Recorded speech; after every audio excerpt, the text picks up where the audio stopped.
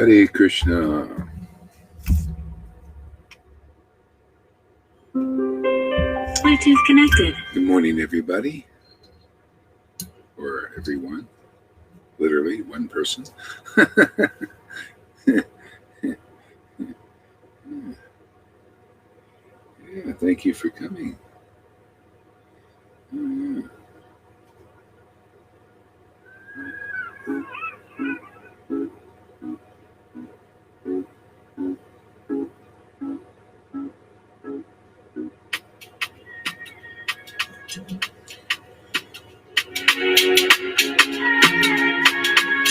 Hare Krishna.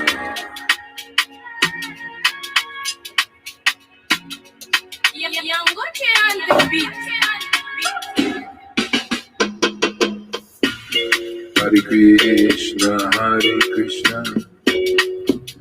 Krishna Krishna, Hare Hare, Hare Rama, Hare Rama, Rama Rama, Hare Hare, Hare Krishna, Hare Krishna, Krishna Krishna, Hare Hare, Hare Rama, Hare Rama, Rama Rama, Hare Hare, Hare Krishna, Hare Krishna, Krishna Krishna, Hare Hare, Hare Rama, Hare Rama, Rama Rama, Hare Hare, Hare Krishna, Hare Krishna, Krishna Krishna, Hare Hare, Hare Rama, Hare Rama, Rama Rama, Hare Hare, Hare Krishna, Hare Krishna, Krishna Krishna, Hare Hare, Hare Rama, Hare Rama, Rama Rama, Hare Hare, Hare Krishna, Hare Krishna, Krishna Krishna, Hare Hare, Hare Rama, Hare Rama, Rama Rama, Hare Hare, Hare Krishna, Hare Krishna, Krishna Krishna, Hare Hare, Hare Rama, Hare Rama, Rama Rama, Hare Hare, Hare Krishna, Hare Krishna, Krishna Krishna, Hare Hare, Hare Rama, Hare Rama, Rama Rama, Hare Hare, Hare Krishna, Hare Krishna, Krishna Krishna, Hare Hare, Hare Rama, Hare Rama, Rama Rama, Hare Hare, Hare Krishna, Hare Krishna, Krishna Krishna, Hare Hare, Hare Rama, Hare Rama, Rama Rama, Hare Hare. Oh man, that's great. One more time on that one.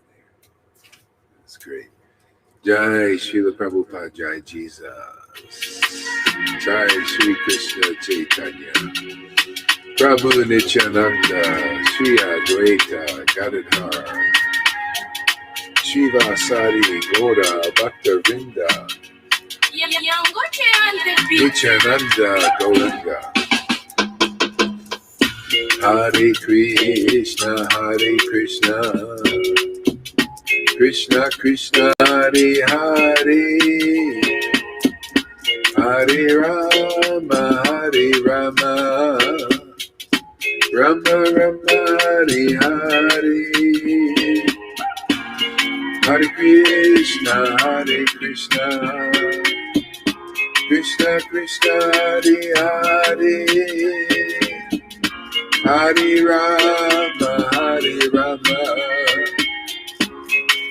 Rama Rama Hare Hare, Hare Krishna Hare Krishna, Krishna Krishna Hare Hare, Hare Rama Hare Rama, Rama Rama Hare Hare, Hare Krishna Hare Krishna. Oh, Krishna Krishna Hare Hare, Hare Rama Hare Rama, Rama Rama Hare Hare, Hare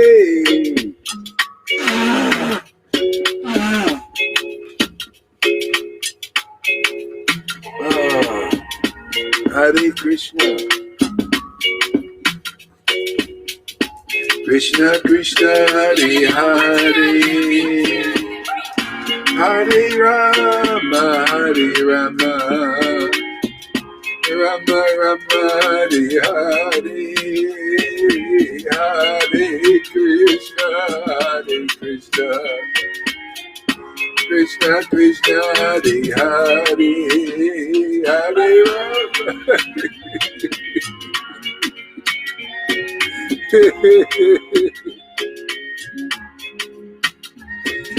Hare Krishna Hare Krishna, Krishna Krishna Hare Hare, Hare Rama Hare Rama, Rama Rama Hare Hare, Hare Krishna Hare Krishna, Krishna Krishna Hare Hare, Hare Rama Hare Rama, Rama Rama Hare Hare,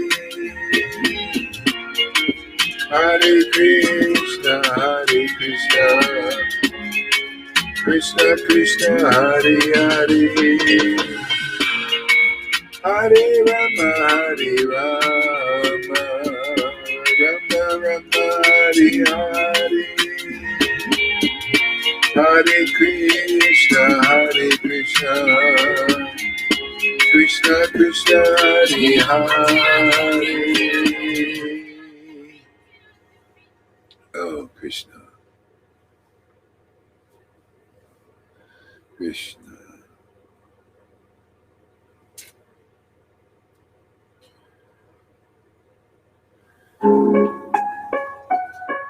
Good morning, everybody. Thank you for coming here. Ain't up all like me. Let us worship Radha and Krishna. Be in them and they'll be in us. Yeah. That's the life, man. Be in them and they'll be in us. Devotion to Krishna. Hare Krishna, Hare Krishna, Krishna Krishna, Hare Hare, Hare Rama, Hare Rama, Rama Rama, Hare Hare, Krishna, Hare Krishna, Krishna Krishna, Hare Hare, Hare Rama, Hare Rama, Rama Rama, Hare Hare, Hare Krishna, Krishna Krishna, Hare Hare, Hare Rama, Rama Rama, Hare Hare, Hare Krishna, Krishna Krishna, Hare Hare, Hare Rama, Rama Rama, Hare Hare, Hare Krishna, Krishna Krishna, Hare Hare, Hare Rama, Rama Rama, Hare Hare, Hare Krishna, Krishna Krishna, Hare Hare, Hare Rama, Hare Krishna, Krishna Hare Rama.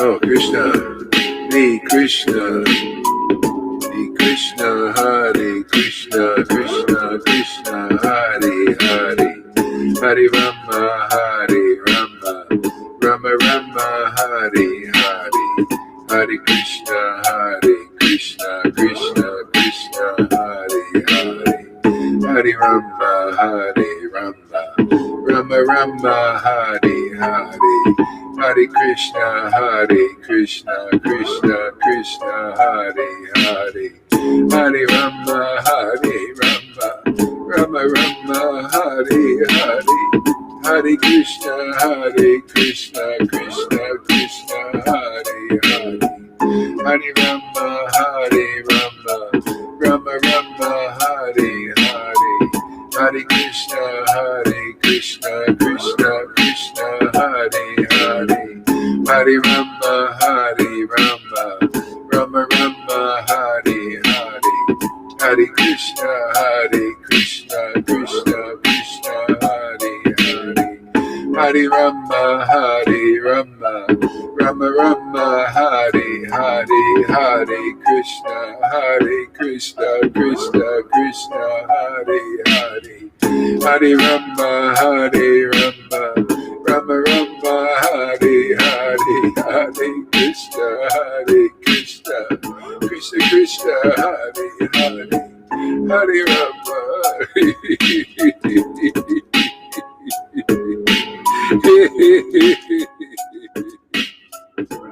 Krishna, Hare Krishna, Krishna Krishna, Hare Hare, Hare Rama, Hare Rama, Rama Rama, Hare Hare, Hare Krishna, Krishna Krishna, Hare Hare, Hare Rama, Hare Rama, Rama Rama, Hare Hare, Hare Krishna, Krishna Krishna, Hare Hare, Hare Rama, Hare Rama, Rama Rama, Hare Hare, Hare Krishna,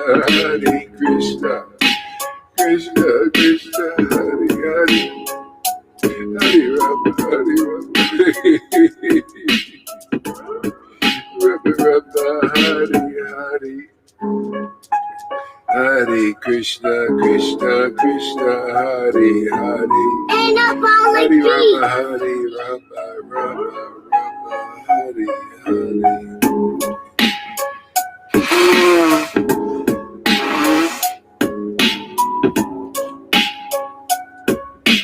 Hare Krishna, Krishna Krishna, Hare Hare, Hare Rama, Hare Rama, Hare Krishna, Krishna Krishna, Hare Hare, Hare Rama, Hare Rama, Rama Rama, Hare Hare, Hare Krishna, Krishna Krishna, Hare Hare, Hare Rama, Hare Rama, Rama Rama, Hare Hare, Hare Krishna, Krishna Krishna, Hare Hare, Hare Rama, Hare Rama, Rama Rama, Hare Hare, Hare Krishna, Krishna Krishna, Hare Hare, Hare Rama, Hare Rama, Rama Rama, Hare Hare, Hare Krishna,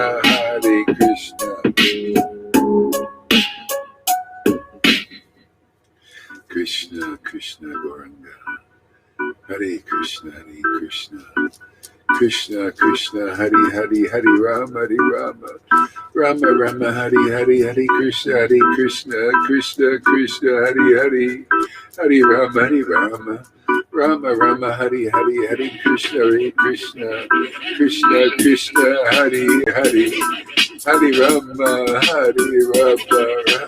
Rama, Hare Hare, Hare Krishna, Krishna Krishna, Hare Hare, Hare Rama, Rama, Hare Hare, Hare Krishna.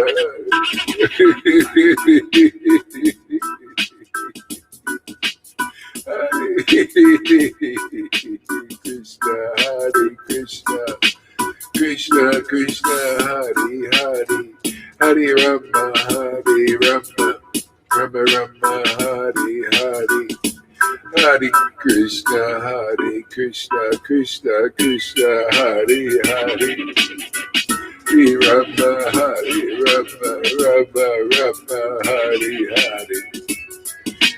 Hare Krishna, Krishna Krishna, Hare Hare, Hare Rama, Rama.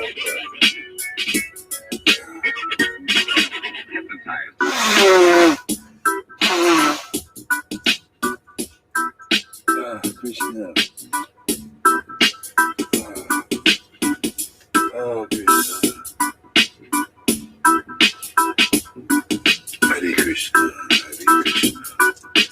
Hare Krishna, Hare Krishna, Krishna Krishna, Hare Hare, Hare Rama,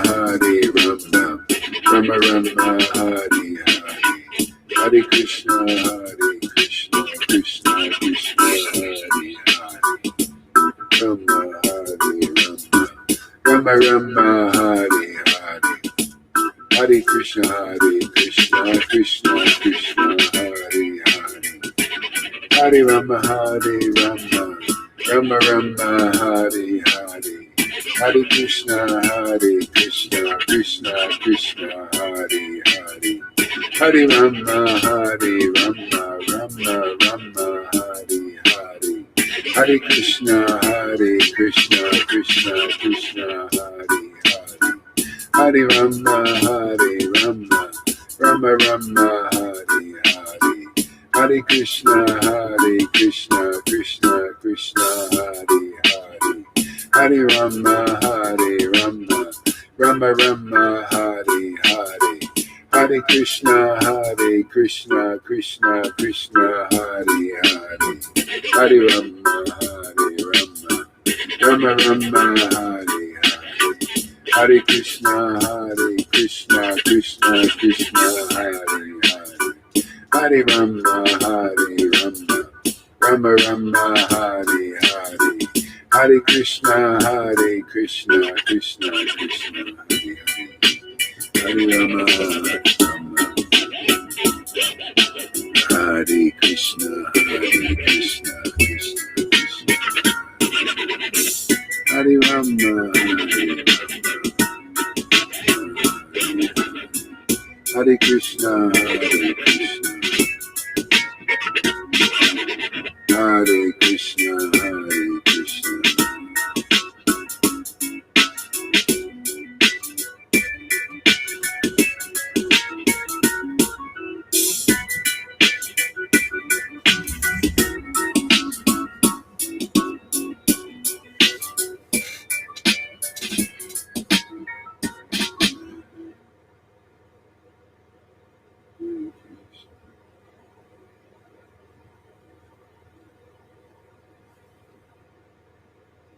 Hare Krishna, Krishna Krishna, Hare Hare.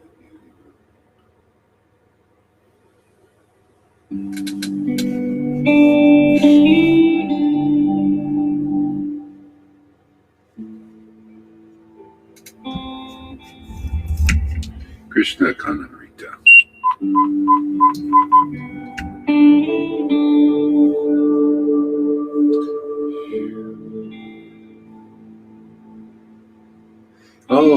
All glories.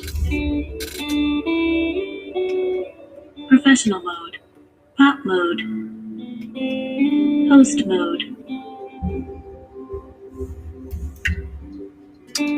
All glories to Chintanami, my initiating spiritual master, Somakuri. All glories to the instructing spiritual master. I don't think I need this. Thanks for using. All glories. Actually, how do we do this? Oh, yeah, like this. Hey, good morning, everybody. Thank you for coming here. Yes, Nari, Andromeda. Who else is here? Jan, Lita Madhava. Everybody say a prayer for Lolita. Make sure she gets well quickly. Freddie, Sandeep. Okay, Sandeep.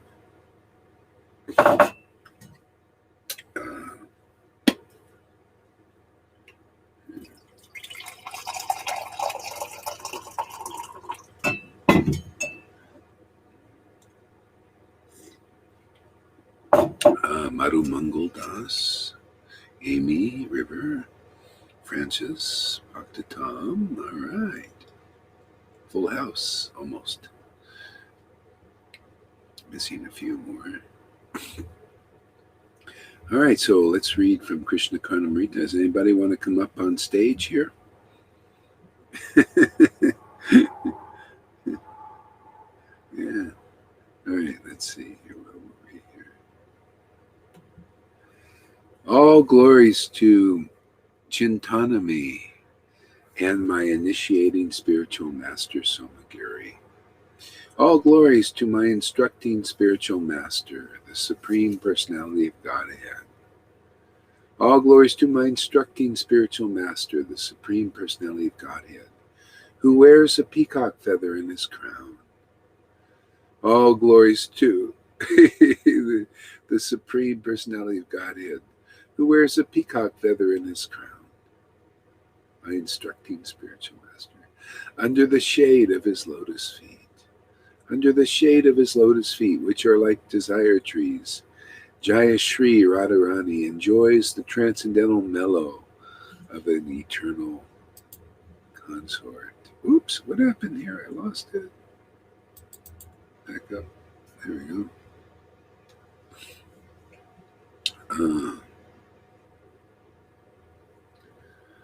The shade. See, it's about Radha and Krishna. See, under the shade of, I was chanting this morning, the Lord, it's just amazing. I just love it, man. The Lord keeps teaching me things. I could totally relate to Bimala Mangal Thakur when he says, all glories to my instructing spiritual master. See, everybody that helps us on the path, just brings us closer towards Krishna. Chintanami was this prostitute, man, and they would get together and sing songs, and she led him closer to Krishna, and then his initiating spiritual master, and then instructing spiritual master, the Supreme Personality of Godhead. So we're here, and to make that a reality for people, where we become real devotees here. We're actually, this verse comes to fruition in us. See, where the Lord is our instructing spiritual master. So we need really an external instructing spiritual master. We always will need one. I mean, the guidance, it's relishable. There's a point where you need it, but don't need it. You understand the purpose of the Vedas, and you understand the purpose of Guru. Is to lead us where the Lord is our instructing spiritual master from within. Where you see under the shade of his lotus feet, Jaya Shri, Jaya Shri Radharani enjoys the position of an eternal consort under the shade of his lotus feet. That's his name, his word. So Jaya Shri, I was chanting here, I was realizing things like, things, very simple things, but very profound. I thought it was all about Krishna being in me, but no, it's all about Radha and Krishna being in me. When I'm chanting, it's like, I feel like I'm like a pujari. This is the Lord showing me this as being like a pujari, and the appearance, not just the name appears in a realized condition, an understanding condition of its importance and its value and its beauty and its sweetness and its glory. when devotion appears. See, so Radha has to appear in our temple also. She's the personification of devotion. So then, now you got the full party. You're the pujari. You're the temple. You're the sun. See, in this world now, you're radiating. See, from those devotees, prema radiates. See, from them, they're like oracles here. They're in the temple. They're oracle, because when Radha and Krishna appear in their heart, the truth appears, the full truth. See, it's all about devotion to Krishna. This is all you're going to learn here. That is the goal. I was meditating on this, and the Lord was showing me things like, also, everybody ask yourself, what do you want from Krishna? You should be clear about that. What do you want in this world? What do you really want? See? Because, be honest. Be honest, because if you're not honest, if you're not clear about that, you'll be run by these things and you won't be in control. See? The Lord won't be. Well, the Lord's energy will be in control, like the mode of passion and ignorance, because you're ignorant of what you even want. Yeah, what do you want? What do you want from Krishna here? What do you want from this path? See? So, anyway, the Lord's showing me more and more that it's all, it's like Lord Chaitanya came here because he wanted devotion to Krishna. He wanted to show that this is the ultimate glory in life, is devotion to Krishna. But we still have to be honest. What am I here for? What am I serving Guru for? What do you want? I mean, really, in your heart. Do you want this devotion to Krishna, or you want something else? I mean, I got to be honest. Then we can be in our place. Otherwise, we're being run in an unconscious way. That's a revelation. You may say, well, actually, I just want to be important. I'm only here because I want to be an important person. Hey, man, at least that's honest. You know what I'm saying? Just get clear on what you want. And then otherwise, hiding from that, hiding from your desire, it's not good for any of us. Yeah.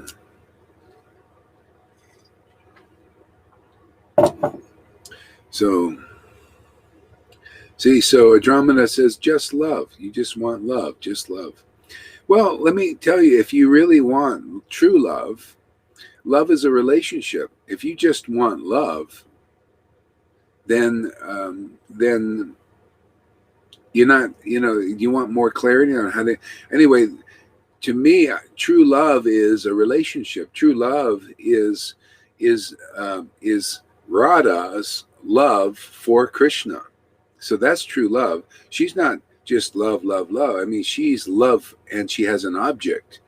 You want to be with that? You want to be in alignment with that? Or you want to just be in the kind of the Mayavadi level, is just, it's all about love, love, love, love. There's no relationship really. It's just love. Love what? Love, it's unclear. You want clarity? Well, I don't know. What I've ascertained and the scriptures ascertain, it's love of Krishna. And then, see, otherwise it's just this. There are a lot of Mayavadis. It's just all about love. Maya means just, it's all about one love, one love, one love. And where's the relationship? What about, don't you want to love God? Because the God is an object. It's a spiritual object. See, and that awakens true love in the heart. Otherwise, if you don't have love of that spiritual object, then you don't have true love yet. You're not clear about it. So the process is developing love of Krishna. That if you have a bona fide guru, that's what it's all about on this path, on the Gaudiya Vaishnava path. Otherwise, you're on some other path. Love for God. Love you, God.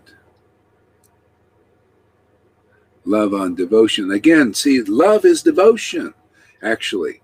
So devotion to what? See, this gets clear. When you see, it's love for God. See, love for Krishna. So Krishna is the absolute truth. He's the clear, conclusive conception. See, when you love the word, you're loving Krishna, you're loving God. But if you don't love the words, then you haven't found true love yet. You're still in process. See? So when you say, I just love these scriptures, if you say, I just want to love, forget the scripture. I don't need the scriptures. I'm just wanting to love. Okay, well, then you're not clear yet. You're not clear about what it's all about. It's about loving God. And God comes to us in the form of the devotional scriptures written by his devotees, the inspired word of God. If you don't get that, then you haven't gotten what's being preached here. So stick around and you'll learn if you're interested. If you think you understand everything, well, So all devotees love the scriptures. Real devotees who have realized God, they love the word. See, the word is our connection to the transcendental Lord in this world. If you don't love the word, if you don't love these scriptures, if it doesn't evoke your devotion that's in your heart, the latent devotion in the heart, then you're not perfect. You're not realized, self-realized. Jesus loved the scripture. He was on the cross quoting the scriptures. And see, we're worshiping Jesus now. But it wasn't just all about love, love, love. He loved the scriptures. Paul loved the scripture. He'd be quoting the scriptures. Why? Because love is evoked by the name of God. It's all about the name of God. It says, the name of God is the name of God, and it's about devotion to the name of God. That's why you want, in the Gaudiya Vaishnava path, it's about meeting the person who has devotion to God, so we can learn how to get devotion to God like them. That's all. Very simple. I'm amazed that they have representatives of in the Gaudiya Vaishnava line that don't have love of Krishna. They're not even awakened yet in their Guru Devs. I think it's laughable, actually. Sadly. What is it? You represent Krishna? Well, only Radha represents Krishna, my friends. She's the only one who knows Krishna. Without devotion, you cannot understand who you're worshiping. That even Jesus said that. You don't know. You guys are just full of rules, regulations, and mandates, and all these things like the government. And you don't guide very well. Just like the government, they don't guide. They're just full of rules, regulations, and man. It doesn't guide very well. Devotion guides perfectly. You can be deficient in everything else, but if devotion is there, pure love for God, for the word, for the true word, not for checklists and speculations and bullshit like that. No, for the true word of God, for Prabhupada's actual glorification of Krishna, the Goswamis and Jesus's and his real followers' glorification of God. If you love those words, man, now you represent the Lord. Otherwise, you don't represent very well. You're not very good at it. A lot of hypocrisy there.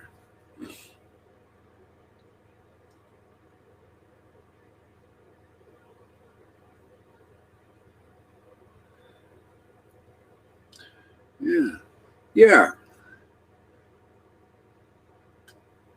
What are you hearing, Madhu Mangal? You're hearing what I'm ascertaining in this relationship to the word, because devotion, this bhakti, is awakening in my heart and making me realize these things. Otherwise, I would be dumb, deaf, dumb, and dumber. The world is going into illusion because of the word they're listening to and from who they're listening to. They're listening to these persons in Maya with material motives, and they believe them, and the world is being destroyed. That's what you do. If you listen to those in the modes of passion and ignorance, then the world is destroyed, which is, as it is. It's just, so be it. It's the Lord's will He's just thinking, May, you're listening to these guys, you're believing, and then what can be done? They're here to destroy. That's their goal, is to depopulate, to destroy you. I mean, that if you can't figure that out yet, if you don't see that, you're dumb. You're dumb. The Lord ain't showing you stuff. Your relationship is weak with God, because he shows his real devotees what's really going on in the material modes of nature. Even he shows you. You see, I got these servants here destroying the world. I got them depopulating. Getting rid of a lot of people here because birds of a feather flock together, man. They believe in these leaders. What can be done? They won't believe in devotees who are ascertaining the truth by this devotional worship. They won't listen here. We can't even get Vaidhi Bhaktas to listen here because the truth is too much for them, because I point out their gurus are bogus, man. They don't like that. How dare you? My Guru Dev, he's so great. Well, I'm sorry, he's bogus, man. If you don't got devotion, he's bogus. You don't like it? Go to your gurus. See how far they can take you. It's no time to fool around. You want to go to gurus who don't have bhakti, who don't know Krishna? Go. Leave here now. You can't put your foot in two boats, man. There's no time for that. Put your foot up completely in that boat. Go see if Radhanath or Jaipataka or any of them will deliver you. Go ahead, believe in them. Either believe here or come, really listen here. See if Gohari's a madman or if he's actually sane and cutting me free from illusion. Otherwise, go over there, worship these guys. They've been doing it for 50 years. You got love of God like Lalita or Johan? You see any of that there? No. Because you're being cheated, man. You don't like it? Go over there. Follow the cheaters and the cheated, man.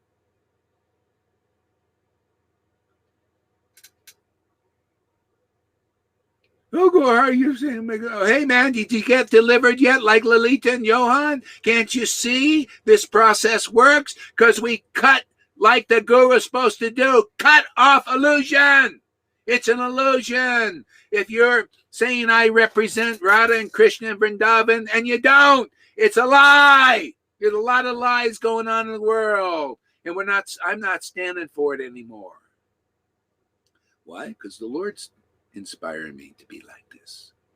Don't like it? Go somewhere else. Go follow Radhanath and Jaipataka. Go ahead. All right. Go get your shots, man. They're already, showing the example, man. Going over the cliff. Go follow them. Otherwise, get serious. Come here. Get delivered out of illusion once and for all forever. That's what we're here for. I got the order from Prabhupada. If you start believing in this preaching, you're delivered. You'll feel it, man. You'll experience it. Not a bunch of bullshit, man. Not a bluff, not a lie, not a cheating thing. We just do the job. A bad tree, if you think this is a bad tree because I'm being harsh and all these things, well, why do we produce transcendental fruit here if it's a bad tree? But these looking good trees don't produce transcendental fruit, do they? Therefore, what good is it?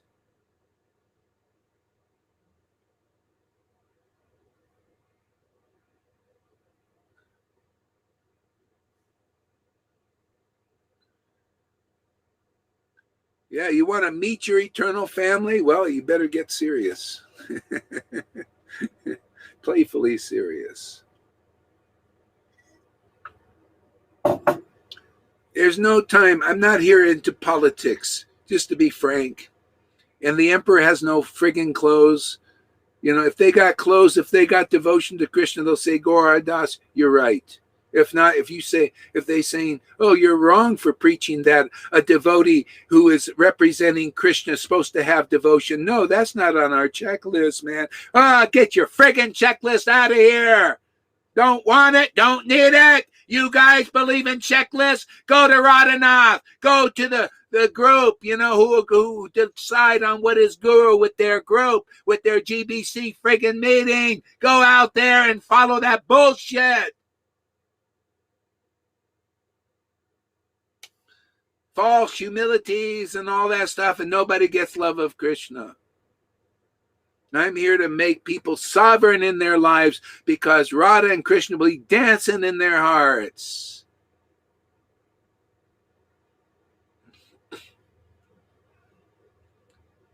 I've seen a lot of bullshit, man. I've been to Vrindavan, Mayapur. I've lived in India for many fucking years.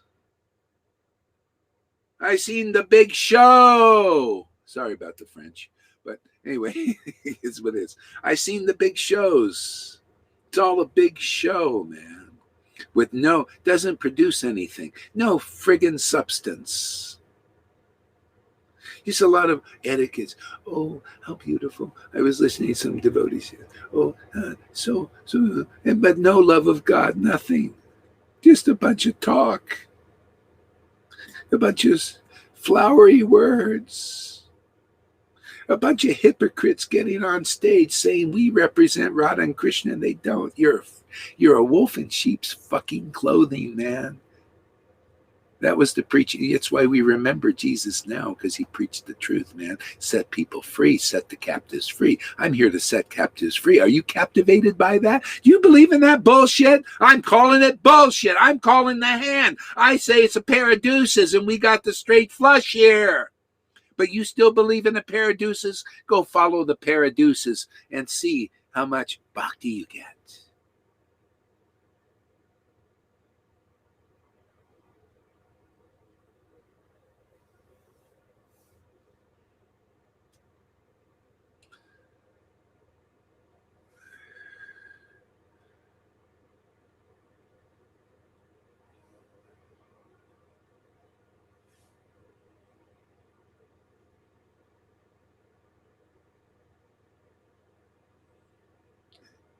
Yeah. See, everybody thinks they know what is preaching.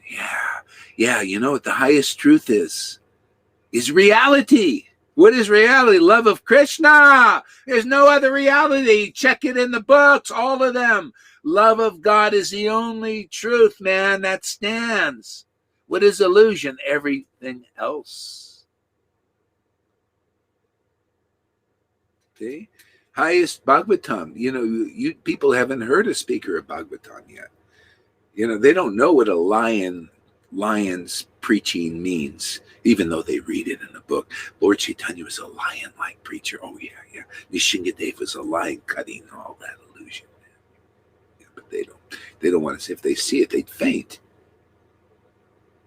Highest truth. See, Srimad Bhagavatam. People don't even know Srimad Bhagavatam till you come here. The highest truth is reality preached from illusion. In other words, it's an illusion to say you're Guru Dev, man, and you represent Radha and Krishna. Have people going to you, Guru Dev, please deliver me. And you don't have pure love of Krishna, man. You don't have that. You are not a manifestation in that where people can see that in their own eyes. The tears are not pouring out of your eyes, ecstatic, holy laughter and choking up because you're communing with that source, man, because the Supreme Personality of Godhead is your instructing guru now. You're like Bimal Mangal Thakur and Shukadev Goswami. They haven't met such a guru yet, so they don't know the qualities, but when they meet, they faint. Because they believe in liars and hypocrites and cheaters. That's the Lord's Maya. They believe people misrepresenting Radha and Krishna because you cannot even see that they represent Radha and Krishna. They're just bluffing you with their paradoxes. And the Ritviks, who are supposedly Prabhupada's real order carriers, are stuck. Yeah, nobody understands very clearly. You got to meet an acharya, man, an empowered person. And then whoever believes in their preaching, you get out. Once and for all, you're out. You don't believe in liars, cheaters, hypocrites, because you stand by the real guru's word. You can check all this. Find out when any person that has worshipped a non-liberated soul has become liberated.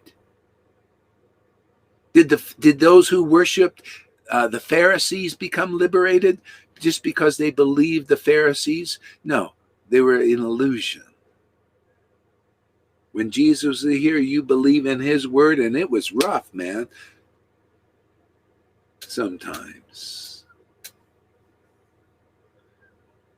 That's why, hey, man, read the poem of Love by Kahil Chabram. It's all about that. When you find real love, it'll caress your tenderest wings, and it will shake your foundation from clinging to the ground, clinging to hypocrites, liars, and cheaters, and their teachings must happen. How could I even preach if I had fear of that? I fear that. It's all lies. I don't fear liars.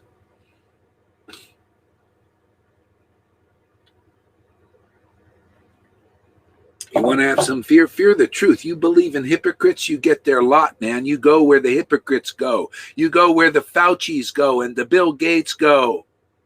You go where the religious hypocrites go.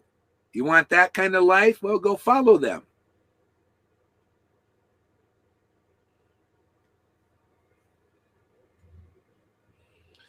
Rattling their cages, yes. See, they're rattling their cages. They're in cages, man. Who's going to set them free? Their disciples can't help them. They believe their bullshit, and they believe their own bullshit, that they're actually Guru Devs. Yeah, I don't believe their bullshit. I say they got no clothes. I say they got a pair of deuces, man. Their hand cannot win this game of deliverance.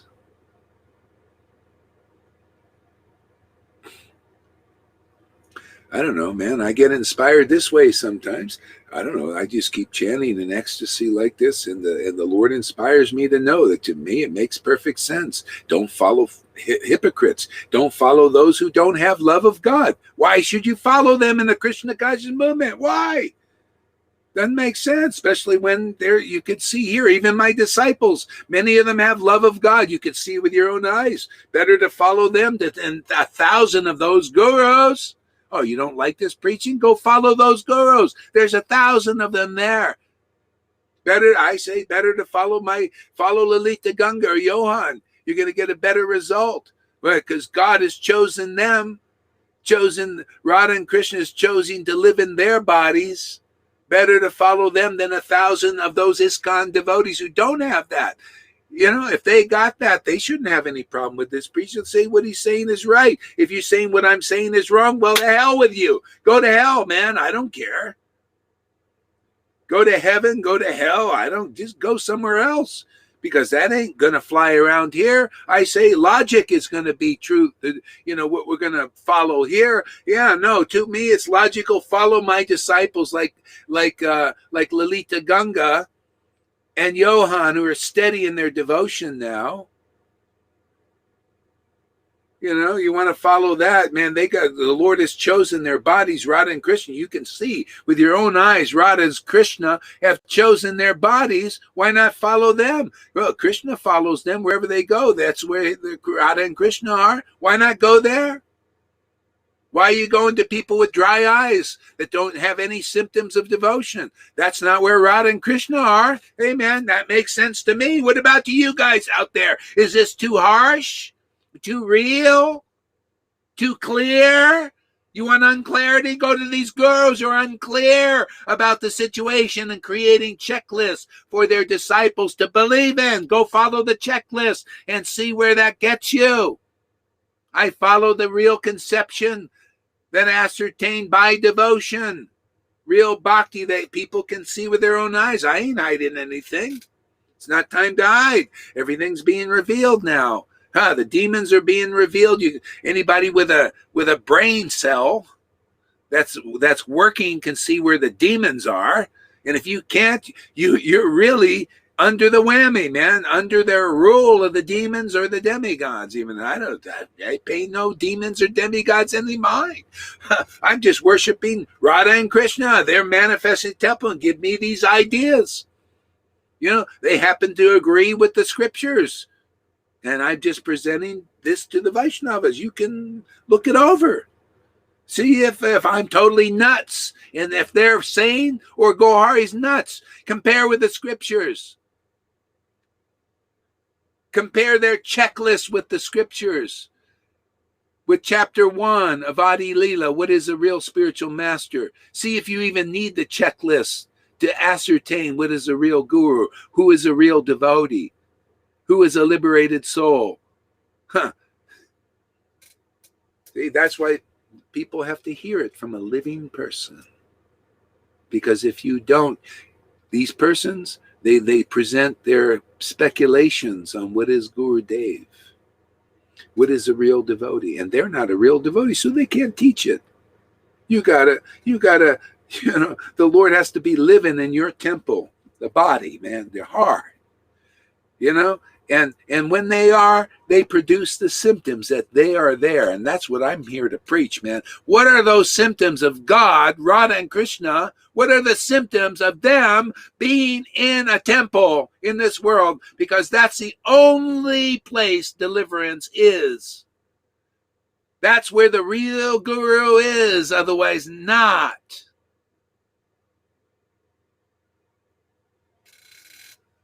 You're being misled by the Lord's Maya. She lies, she cheats. That's what the Lord's Maya does. Misdirects. Takes you somewhere else other than through the door into the kingdom of Vrindavan or Garden of Eden, whatever you want to call it. That's right. Apocalypse means everything is revealed, even this. It's worth it to come to this apocalypse where the demons are destroying the world like they are, depopulating, killing millions, billions actually in this one. That's why, hurry up, take this, man, take this, because then you're done. Few years, you're gone, or really sick, and then you got to go to big pharma, man, or more of these, because you're so sick, you got to pay for more of these. Yeah. Hey, man, we're in those times. Who are you going to believe? You're going to believe the liar? Oh, they so sweetly. Well, where do you think wolves in sheep's clothing came from? Jesus said this. Wolves and this is what we got. Wolves in sheep's clothing. Very slick gurus. Got slick gurus. You got slick politicians. They're all pretty much the same thing. Slick gurus and slick politicians. See, people don't like this here because we're not slick, man. Just right off the cuff, man. Just raw and truthful. Don't like that. No, give us the slick bullshit of the Lord's Maya. Ah, we'll take that. We like that. We've been living on that. Yeah, we like to go. We're like sheeple, whether in religions and Vaishnava religion, we're like sheeple being led to the slaughter. We don't care. We've always been like that. Okay, well, out of a few of those, maybe some will come here and be delivered. How many come? I don't care. 1 or 1 million. Doesn't matter. You're here to do the job, man. Finish it. See, that's a good shepherd. People want good shepherds. No, you need a transcendental shepherd, my friends. Good is not good enough. Daksha was good person and everything, but wasn't good enough, man. Got the head of a goat. Every good person needs the head of a goat. You got to say, even though I'm a good person, it's not going to deliver me. That was St. Paul. Paul got the realization. Good was not good enough. I was a good Pharisee, but in my heart was full of, I was against the truth. I was against Jesus. That's why you want to find out where you're really at. Be against a real devotee, a real spiritual master, a real acharya. Just be against them. Then you become honest. Even though you won't admit it, but at least it's out in the ethers what you really are and not inside. It's coming out. That's why I say, to be honest, guys, what are you coming here for? Would anybody here want to be a great acharya or something? Because that'll come out and you'll end up leaving and going out to try your, get your little vites and to follow you and your things. I mean, what do you want? Do you want to be important? Do you want to be noticed? Like some here want to, oh, look at me, they're not here to taste transcendental mellows, man. They don't want that. No, they just want to, do a big show. So I'm looking like I'm something. And it's like ridiculous. Just be honest. I just want to be a big clown, man. I want to be important. I'm not here for mellows. I'm not here to taste this bhakti. Okay? This is the kingdom of God, is to taste this devotion. And even though you may have other desires, it's okay. This, but that's really the goal here, is to taste this bhakti. That's why not a lot of people don't always last here, because, we're here teaching. It's about devotional mellows. It's about awakening the spiritual body.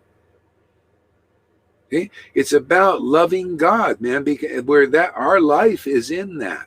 Our life is literally in that. Without love of Krishna, we got no real life. You want to learn? That's the only thing you're going to learn here, because that is, the modes are getting out of you.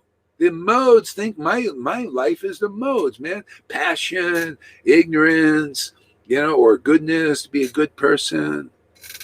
The real, you want the transcendental positions, love of Krishna, love of God, mellows, exchanges between your soul, that has this devotion awakened because Radha's there, then Krishna is there. And Radha and Krishna are living in your temple here in this body.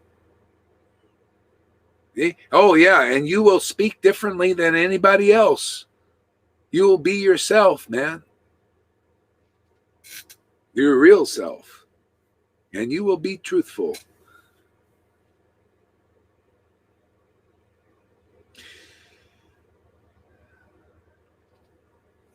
Yeah. Vrindavan is love of God, man.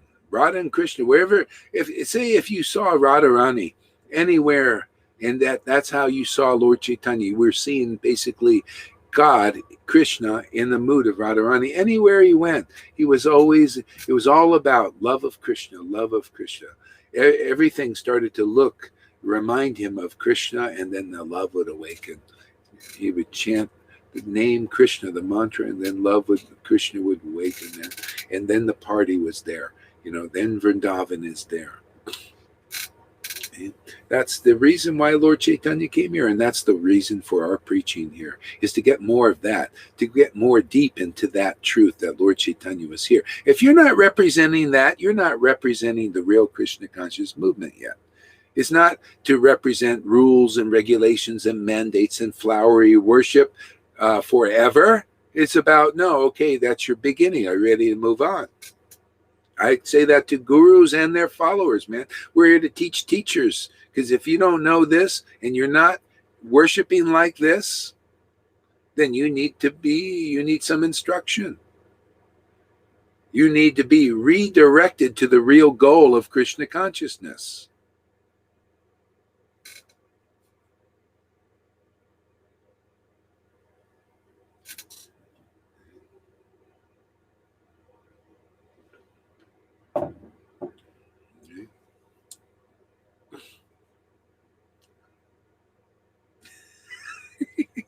Boy, I got on a rant there, huh?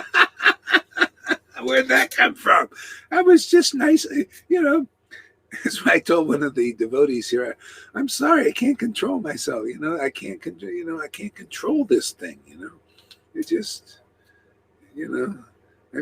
I come every day. I just want to, just nicely, patiently worship Radha and Krishna in a nice, reserved manner, and then this party gets going, and then all hell breaks loose.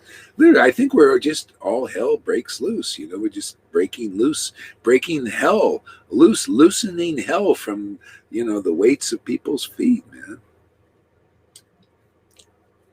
So where is everybody? What do I got to do this all alone today? This is why I have nobody holding my feet down here. No ballast.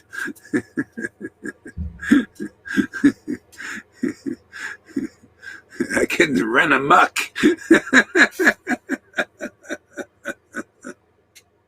Okay, well, I don't know where the heck I was. What is that? Okay, it's a Bill Mungle Thakur. I don't know. I might have been out of that mood again. Let's see though.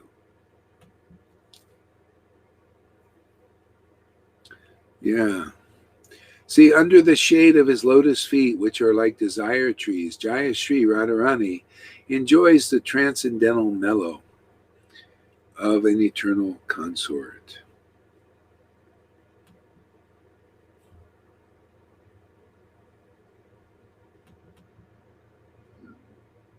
Hmm. Yeah, so the shade of his feet, man, you see there's shade in the pastimes. You notice, look, Krishna lifted Govardhan hill up, right? That's the pastimes. He lifted the Govardhan. You know, you hear, how do we lift? We can lift Govardhan too. You know, we lift the pastimes up and they give us shade. See, but that's what you need, the devotion to awaken. See, Jaya Shri, under the shade of his lotus feet, Krishna was there. He was enacting pastimes, right? He was showing himself, showing his qualities. What do we have now? We don't see that now. So we have him in mantra. We have his pastimes, his qualities, and all that. And if you have the blessing of Radharani, which comes through the real guru, through the real devotees, like here in this sangha here, then you'll be able to lift the pastimes up and feel that shade. See? You'll feel Krishna's shade, the shade of his beauty, the shade of his name, and the mellows of that relationship, that understanding, the real revelations and all. You'll feel that shade. Otherwise not, man. That's what we're here for, man. If you think, oh, this is Gohar, he's too harsh, he's this, he's that, he's that. Oh yeah, you don't see the essence. The essence is we have that here. That's here, man. We've got that shade. If you want something else, well, then this will scare you. You go out, go something else. No, but we got the shade, man. You can see practically if you spend, a few days or a few weeks, you can see these people got the shade of Krishna's lotus feet, the shade of his pastimes. They chant his name and they got the shade of Krishna's lotus feet. You could see because devotion is awakening. See, it's like the umbrella. There's the umbrella and then there's the handle. See, the handle is that devotion because with the umbrella cannot be lifted without a handle, man. There's devotion. So there's the handle and the umbrella. See, devotion's the handle. Where do you see the handle? If you don't see the handle, you're not getting the real umbrella. You see, you don't get the umbrella has to be held up by devotion, man. No devotion, you're getting a bunch of speculations about Krishna. It's not the real Krishna. It doesn't give you any shade from Maya, or not much. People, they're looking at this umbrella on the ground, basically. It can't be lifted up to stop the pelting of Maya's potencies and illusions and all that. Those who have real devotion, real bhakti that can be proven, you can see with your own eyes, they have the symptoms of this bhakti, man. They're that umbrella, they're this handle holding up the umbrella of Krishna's real pastimes, and you really feel the shade. Otherwise, you don't feel it. That's why you come here 3 weeks, you'll start to feel some real shade. Of course, if you have really strong desires for something else, maybe you won't feel it. So you'll feel the shade, but then you think, well, now I got the shade. Let me go elsewhere. Let me become a big Guru Dev or something. See, and then you ever seen an umbrella where it just loses its form, because the handle breaks. It can't be held up anymore.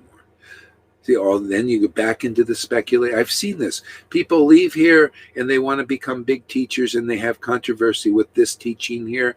And then they go out and the umbrella, they're holding up some umbrella, but it's not really an umbrella.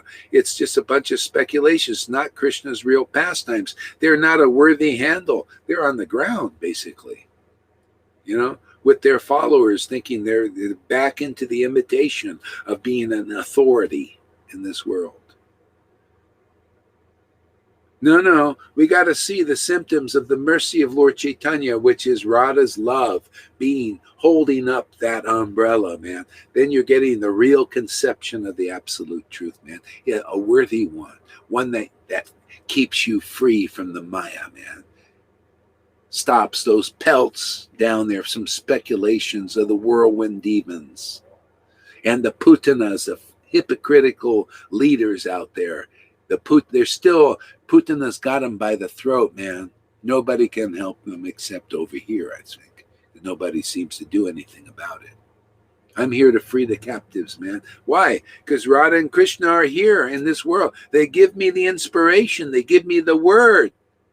They give me the understanding. They give me the realization. What do you think, Tom? Huh? Am I too heavy today?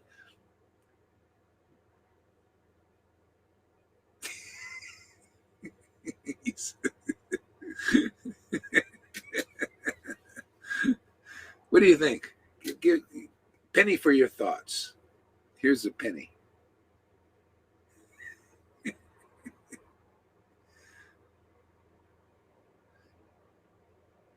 I had to close. I had to close the Facebook app because there were two sounds. Yes. I heard penny for your thoughts. But there are a lot of thoughts. One of them is I woke up today 4 times in a different consciousness. So the first one I was kind lamenting and think I said to myself, I don't like this attitude. I go to bed again and wake up in another mood. It took me 4 times to find the real awakening.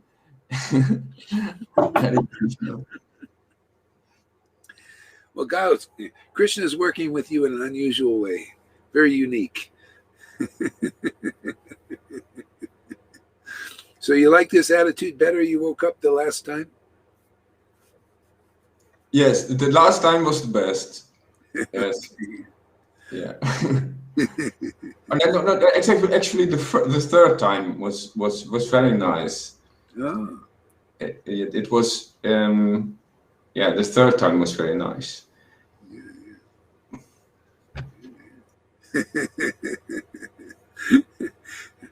Do you think I'm a bad boy today? Am I being bad? I feel you are in the mood of Don Quixote. Don Quixote.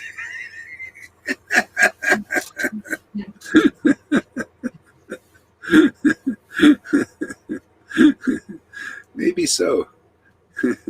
Yeah. Okay, let me read a little bit more here.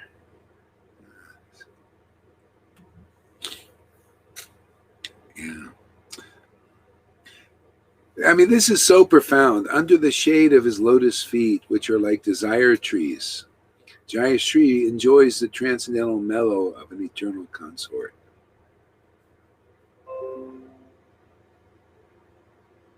Anyway, I go on here. There is an entity who has the appearance of an adolescent boy and who is being inundated with desire tree flowers falling from the fingertips of the damsels of heaven. That boy is completely carefree, situated in transcendental beatitude. I like that word. I gotta keep looking that up there. I'm gonna look it up again.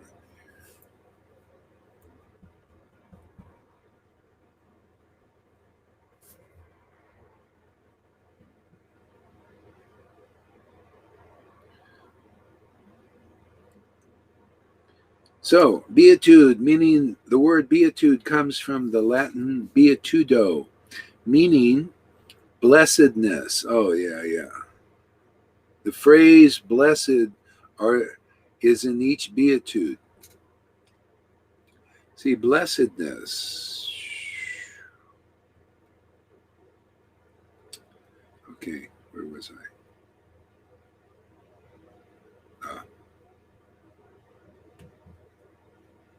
There we go.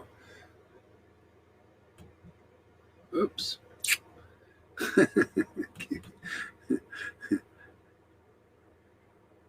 Oh, I see what I did. Okay. I think.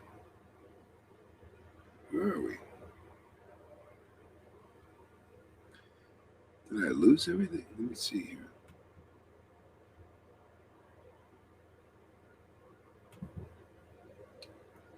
here we go. I'm sorry, I got lost. I got lost here. Yeah, blessedness. See, the Lord is situated in blessedness. See, so this relationship is all about that automatically.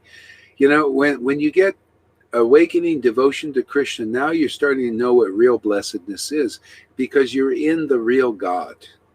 He's just full of blessedness. Your life becomes blessed living from that place.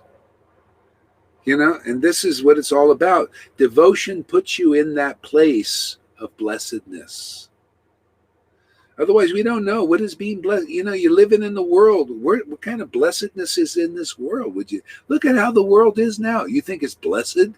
You know, listening. You think you're living a blessed life listening to the politicians they told you to lock down? Did that put you in blessedness? People lost their business. They lost all these things by listening to their word. See, their word, they're in there, they have these feelings. These feelings are full of darkness, man. And so that puts you in the opposite of blessedness. See, the transcendental Lord is full of blessedness. That's why, you know, he's roaming Vrindavan, man, carefree. But his devotees can partake of that blessedness because they're devotees. That's why they got to come here again. You know, otherwise we don't know what is blessedness. We listen to politicians and are miserable. We become the opposite. What's the opposite of blessedness?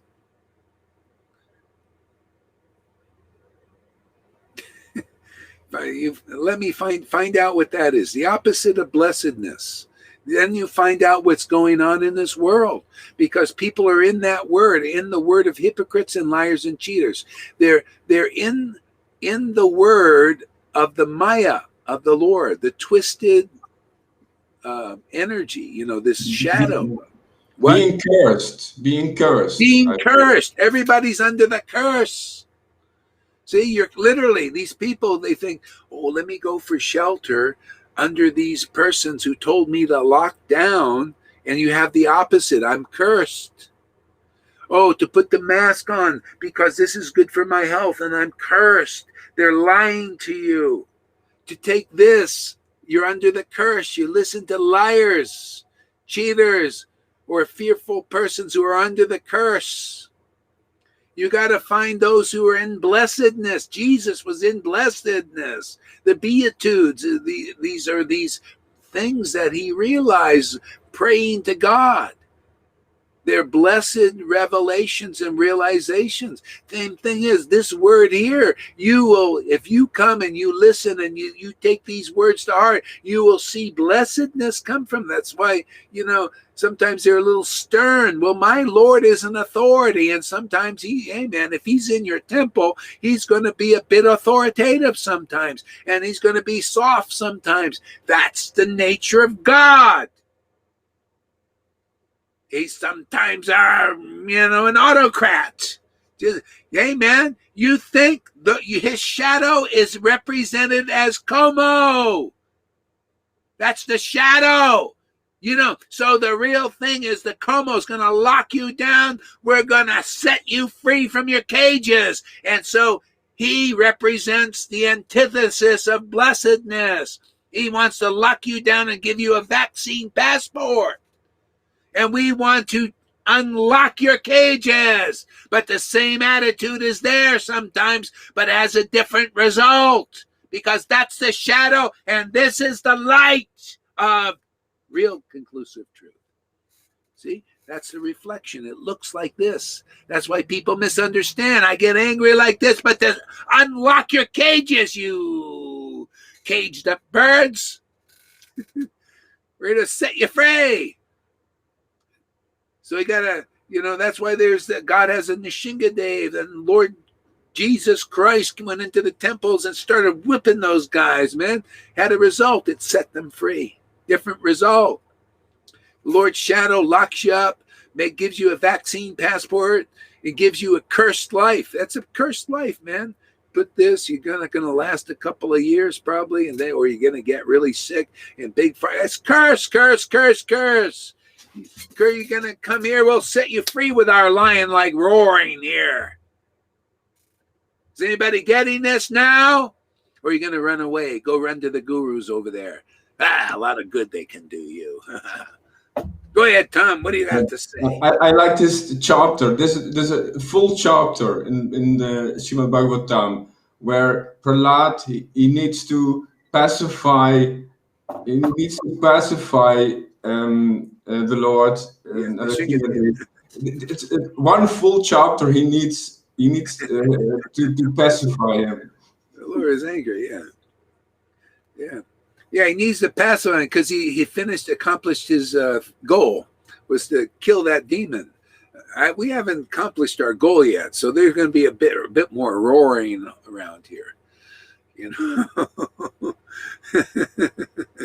we got to drive away the elephantine offenses of illusions and ignorance. This is part of learning how the Lord's energies work. People don't know. That's why the Lord can't always show himself, because people misunderstand him. You know, they think he's a demon, like these demons running the world. His shadow is a demon, demoniac, the shadow, or demon, demigod. It's all illusions. See? And so it's a shadowy representation of the truth. Very similar to the rules and regulations is the shadow of the truth. The rules, regulations, and ceremonies, right?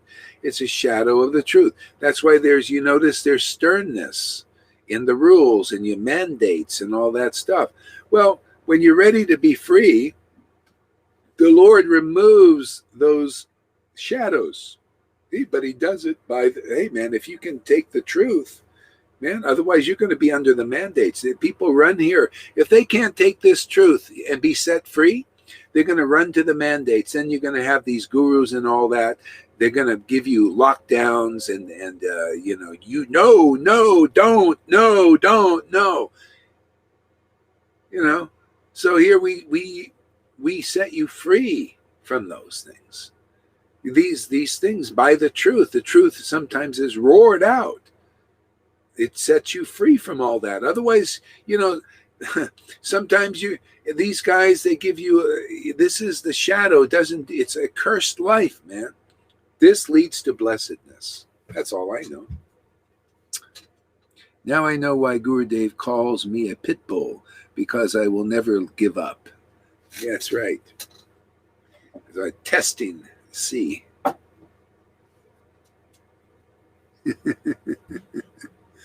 Where's my pit bull shirt? My bulldog shirt. I have a bulldog shirt. It's disappeared somewhere. Whoo, boy. Okay.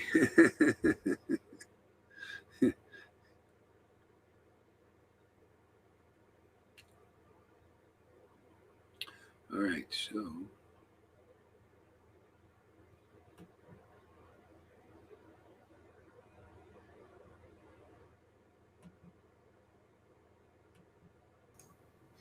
So I feel it's very nice to know in what phase are we, in what stage are we, before a war or in a war or after a war? Yeah, what stage would you say we're in?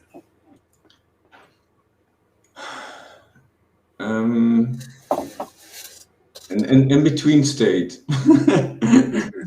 Yeah, there's a silence going on this month here in the Netherlands, and it's very quiet, but everyone feels next month the hell will break loose again.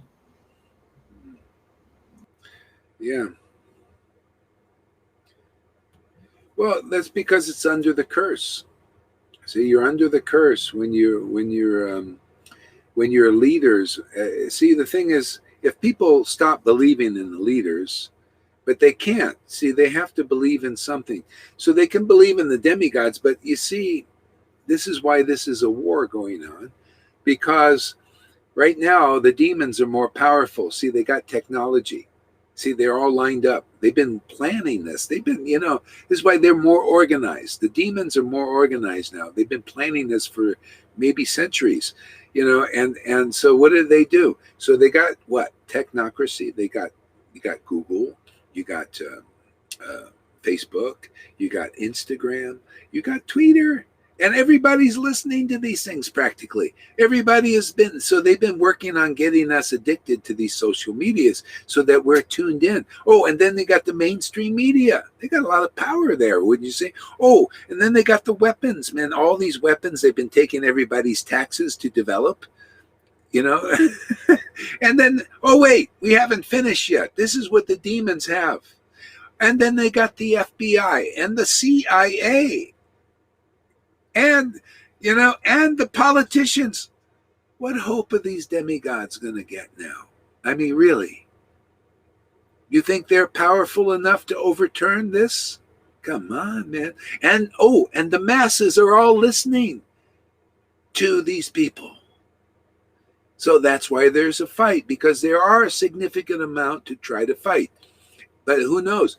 I mean, if the masses become convinced in that they're being cheated by the demons, because the demons are always cheated. Go ahead, what, Tom? I even believe it. I don't believe that the masses are listening to them. Even that is an illusion, because they are juggling with the numbers. Yes, they make us believe that the mass is listening to them, but it's an illusion. Also, that is an illusion. I don't quite agree, because I'm sitting here in America and I'm looking and I'm seeing employers saying, man, you know, they say on, because the mainstream news is, oh man, the unvaxxers are doing this and blah, blah, blah, you know, and I see the employers are now, many of them are demanding, because they listen to this stuff and their employers and demanding this thing, and a lot of masses, well, we got to do it, you know. So anyway, there's a tension.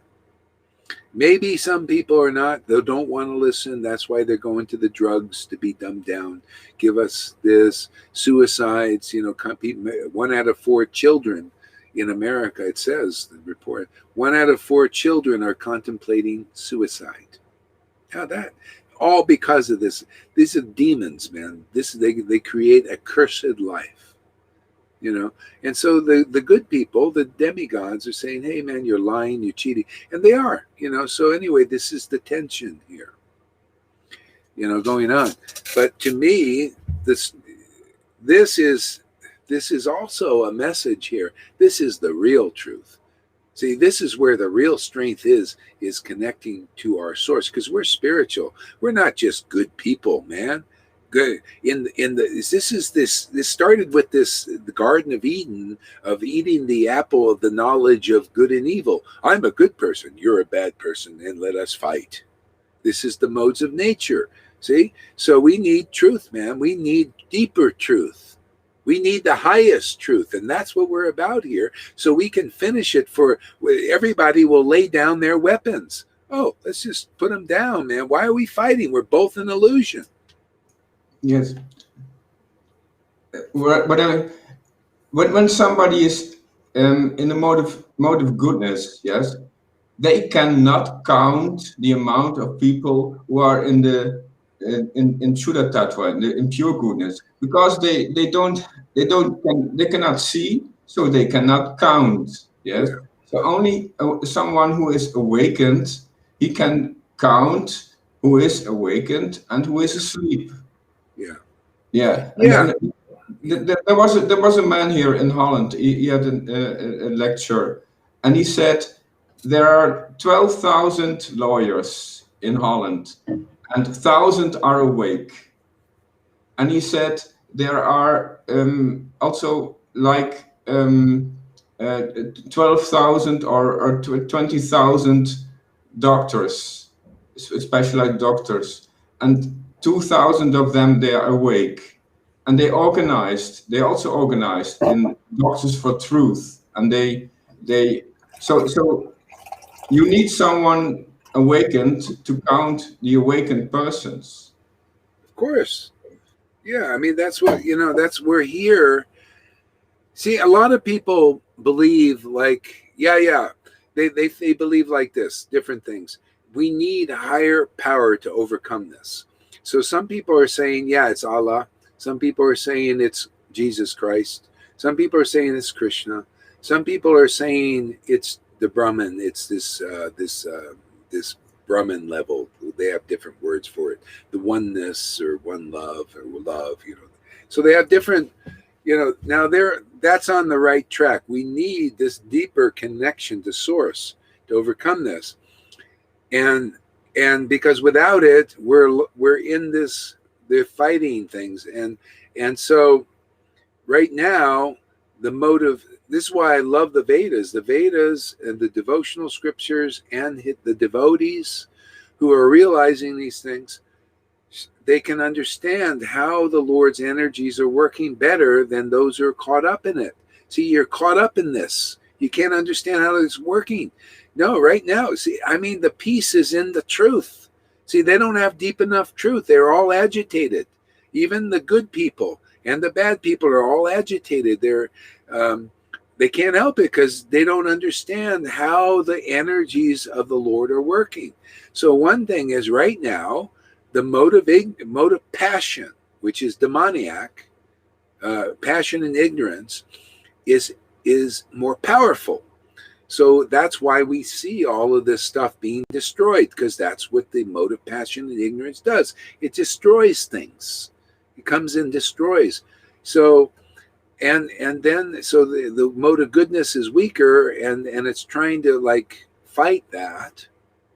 So anyway, that's just what's happening. It just is what it is. So you can participate in that, and people are, that just is what it is. People are where they're at.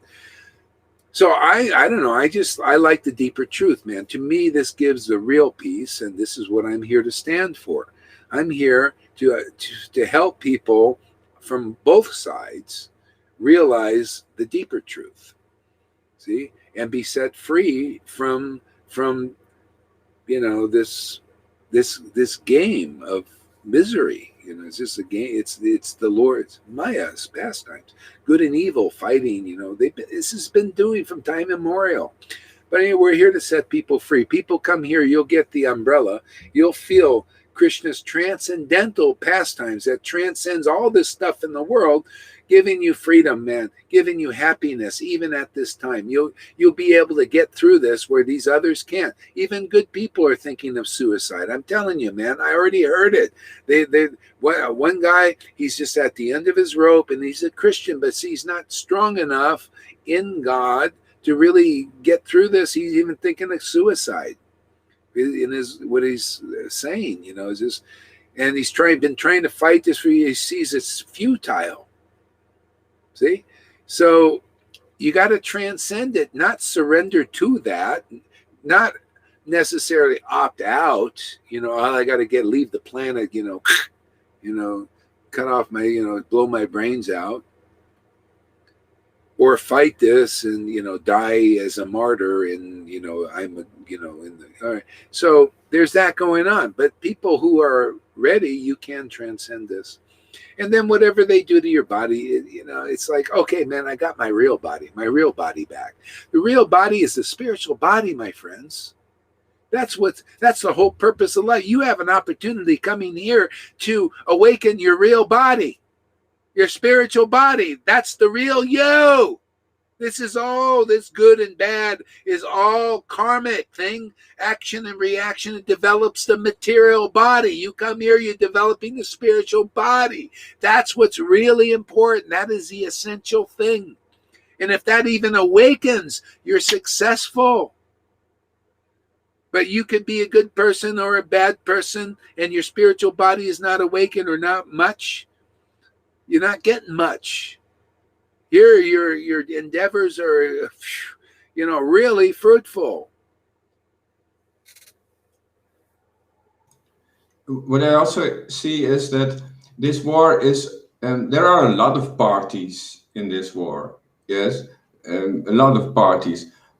So where I choose to take shelter, where do I choose to have my association? Yeah. From which platform is I'm going to approach this war? Yeah. And like you said, I choose the transcendental pure goodness level, because the other I can see they are inconclusive. They will lose. Yeah, they will lose. Yeah, it's like a house of cards. It's not going to stand. The thing here, what do you got here? Here, you got strong devotion and strong truth, clear logical truth, because strong devotion, bhakti, is here. That is the pillar, is truth and bhakti, devotion to Krishna. Devotion to Krishna is devotion to truth.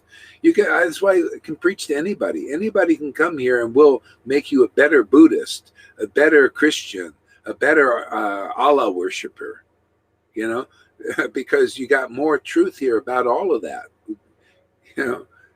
You become more clear who Jesus is, who Allah is, who Krishna is, if you're Vaidhi Bhakti, because Bhakti is strong here. The conclusions are very deep here because of that Bhakti. You could see, hey man, you just check it out. See if our teaching here even supports what the glorification of what Bhakti is, what devotion is. You can check it in the books. So that's very strong here. That's why you get strong shelter here. That's why people get over fear really easy. But you got to know what you're here for too. You got to know, be honest, man. Why are you here? What is it you want?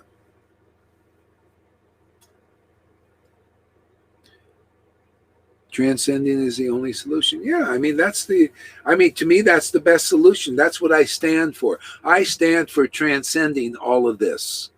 Whether you're an Illuminati person or you're one of these fighting the Illuminatis or whatever it is, you're a Trump or a Biden person. You can transcend that. Otherwise, you're just going to be the bickering, and it's very weak. It's in the modes. It's just back and forth, ping pong. This power in this, man, transcending this. Strong in God, strong in source, whatever you want to call source, God, Krishna. We can relate it to everything to do with the symptoms of source. That's when you're spiritually awakened, your spiritual body's awakened. That means you know the source, and the deeper that awakening, the deeper your understanding of source. Okay? And the more strong you are in this world, and you can give strength to others, you give that strength to others where they become sovereign in their lives. See, these people can't give sovereignty. Oh yeah, you're sovereign, you're this and that, and they can't be sovereign because the Maya is too strong. You're still in Maya. You can only be sovereign in your relationship with the absolute truth. And the absolute truth is you are a spiritual being and you have a relationship to source called by different names. See, you got to be in that relationship. So otherwise you're weak in this world. You're weak in understanding. You're weak in real knowledge, and you're weak in power, in the power to overcome any of this. You're caught up in it. See, even the Bible says in these times, people's hearts will be failing because of fear. You see that? This is what I show you, end times. People's hearts are failing. This is in Matthew or somewhere in the Bible, in the New Testament. People's hearts will be failing because of fear. And that's because, prophecy, it's true. You see people are fear, their hearts are failing. See, because of fear, they're having heart failures, literally, and they can't they're becoming weak, and they're coming under the devil or Maya, whatever you want to call it, under the shadow, under the darkness, because their hearts are failing because of fear. What are they preaching? Fear, panic, all that stuff. Here, are our hearts failing for fear? Anybody taking this preaching seriously? You're going to feel strong. There's going to be no fear. What's the fear? Your spiritual body is awakened. You're immortal and everything. You don't fear. You think like Jesus. Don't fear those who can kill the body. Fear those who can kill the soul. That's those who cut you off from the awakening. Be there gurus out there or politicians, whatever they are. You want any fear those persons. But when you get strong in this, you don't even fear them. You see their pipsqueaks with no power. Yeah, you got you're in your relationship with God. Now you're like a Narda Muni. We make Narda Munis here. You can go anywhere in any universe, be with demons, demigods, doesn't matter. He knows who he is. He knows who he's related to. He knows his source. We're making devotees like that here. That's why if you're just pipsqueak consciousness, get out of here. Go to the Jaipataka. Let them train you for a while. Go to Radhanath. Become a humble pi person. Go ahead for a while. You ready for the substance? You come here and you'll be a Narda Muni. And you will see actual persons that have those qualities here. They chant the holy name in ecstasy like him. What's the difference? People's hearts are failing from fear physically, emotionally, and exactly. You come here, your hearts won't be failing from any fear. Why should it? You got the truth. Is your heart failing from fear there, Tom? No, I see my position now, and I see where I came from, and when we are in when someone is in a distance, it looks like on the other level, oh, that person is arrogant, or there are some confusions. But when you are in the level and in the association, you see with the realize. Yeah, with the realize. It's where it's at, man. Realization, man. Yeah. Yeah. Read that. Why taking shelter of mortals or not awakened personalities? That needs only to take birth again to learn your lessons. Yeah, I mean, I'm preaching how to take shelter of immortals, even in the books. See, you can do that when you have real devotion, and until then, you need shiksha from a real guru who has devotion. Then you can get to that stage. Otherwise, you'll be like these Vaidis. Oh, they die of Vaidi Bhakti because they don't learn from an immortal person. Physically, their spiritual body is awakened. They don't live. Their gurus, most of them are still not even awakened. Not awakened much. Or not at all. Maybe they're just in the false ego still. See? So there's the blind leading the blind, man. You come here, yeah, man. Your scales in your eyes will be taken off. So until then, you see, taking shelter of a mortal, you have to find a bona fide spiritual master.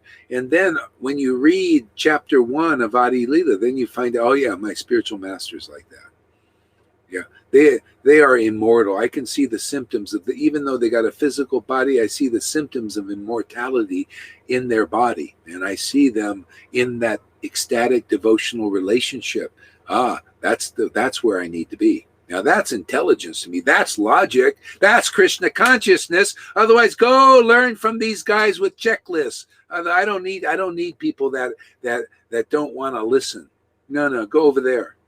You don't want to think logically. You want to be cheated. Go to the cheaters out there. It's got their feet protruded out there for you to feel and touch and be cheated by. Go out there and be cheated.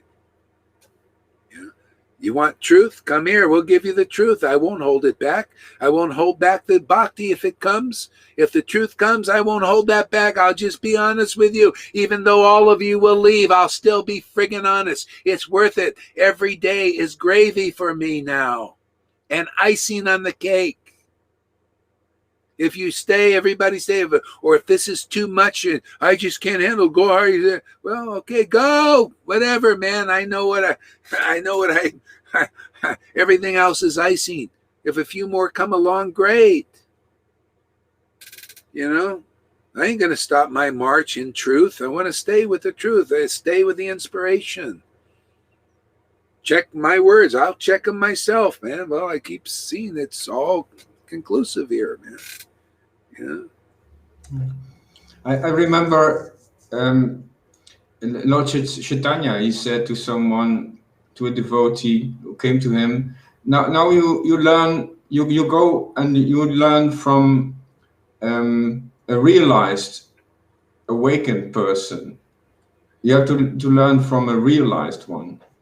Yeah, Lord Chaitanya said that, and also Swarab Damaras told his devotees that were speculators, go and learn Srimad Bhagavatam from a self-realized soul. Self. They realize the self, man.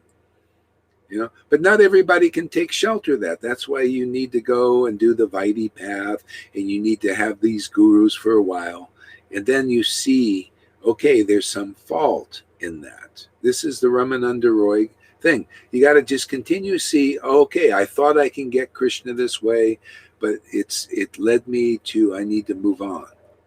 So you move on until you get the bona fide spiritual master. Then you awaken and you go deeper, and then now the Lord becomes your Shiksha Guru. See? And also, I get Shiksha all the time. I just open up a book and Rupa Goswami's instructing me. Or Krishnadas Kaviraj, or Srila Prabhupada. I'm a willing student, man. I love being instructed by liberated souls. I just love it. It's just fantastic, man. I'll always stick with it. So there's nothing wrong with that. I'm just here to so that people can identify who is a liberated soul, and not mix and be like held down because you've got a bunch of association with non-liberated souls that you believe are liberated souls. Sorry, it doesn't work that way. You got to know what is the truth, man. Who is in the truth? Who is a liberated soul? Not mix up, Prabhupada, we believe in him, and we believe in all these non-liberated gurus. We're not very clear on it. Who still have envy and jealousy and all that. You know how many gurus I've seen like that still? And people still follow them. They won't let go. Even people that have some experiences, they still won't let go. Well, stay there, man. I know mine, and mine know me. That's what Jesus said.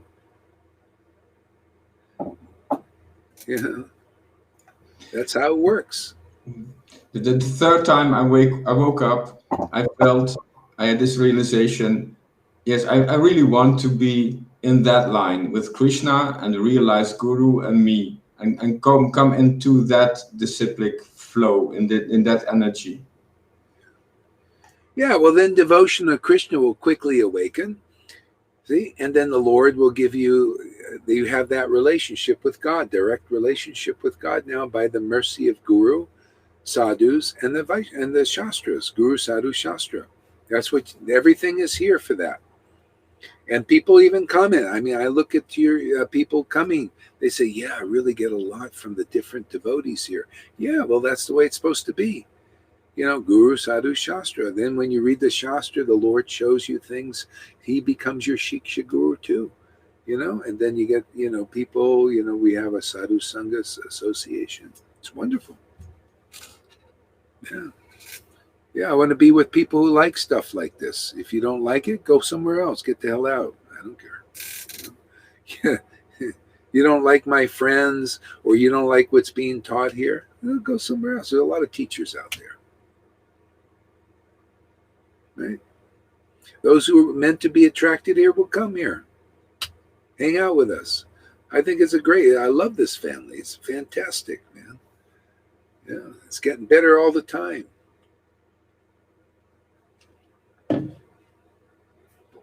This is an eternal family. Anybody leaves here, boy, that's really foolish, man. How many lifetimes does it take to get a family like this? A liberated family, people with devotional sympathy. You think this is so rare, man? To leave this family means you, Maya, you have something else going on inside, some icky, some really little nasty thing going on in there. Anyways, destiny. Those who appreciate what we're doing will stick around and go deeper and become awakened. Oh, Krishna. All right, let's see here. Maybe now it's still rare, but we are like first fruits. Yes, you said before. But this it has to be more, become more common, more Yeah, broad. Yes. yeah, yeah. Well, yeah. If people start to like this kind of truth, man, yeah. All right, let's see here. Hare Krishna.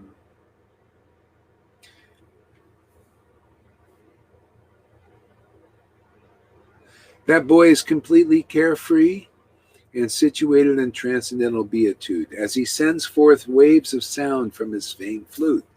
He is encircled by thousands of effulgent milkmaids whose garments are becoming loose again and again from their extreme pleasure at hearing the flute.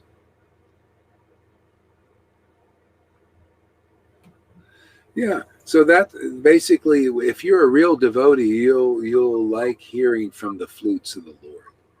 If you're not a devotee, you won't like to hear. You'll hear from the flutes. Better mute something or something. You'll like hearing from the flutes that have the modes coming out of them.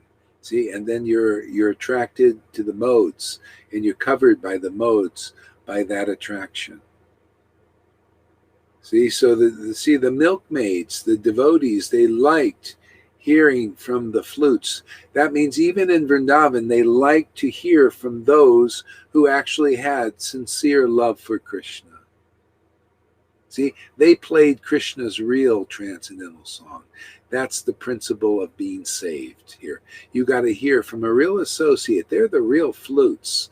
And if you don't like hearing from them, well, keep on hearing from them, because if you don't like it, it's going to turn to loving, because that's what happens. It's your fire of aversion coming out. See? But if you're fortunate, you like to hear from the real flutes, who have a real, genuine relationship with Krishna in Vrindavan. See, because they also like to hear from flutes. Yeah, see, here people are becoming flutes because they're attracted to hearing from. That's the proof. Like, you want to prove that you're really on the real path, man. Well, the Lord sends a real devotee, a real flute from Vrindavan, man, and they toot their horn. Do you like that toot, or you like the puke out there? Do you like the real toot of the real horn of Krishna's devotees, or you like the puke? Those puking, what do you call it? Inauspiciousness, and what do they call that? What's unblessedness? Cursed. You like those? You want to be cursed? Well, listen to the puke out there. That's for crows, actually. Those who live on Maya are crow bottom feeders. See? So this is the whole thing. Go ahead, Tom. What?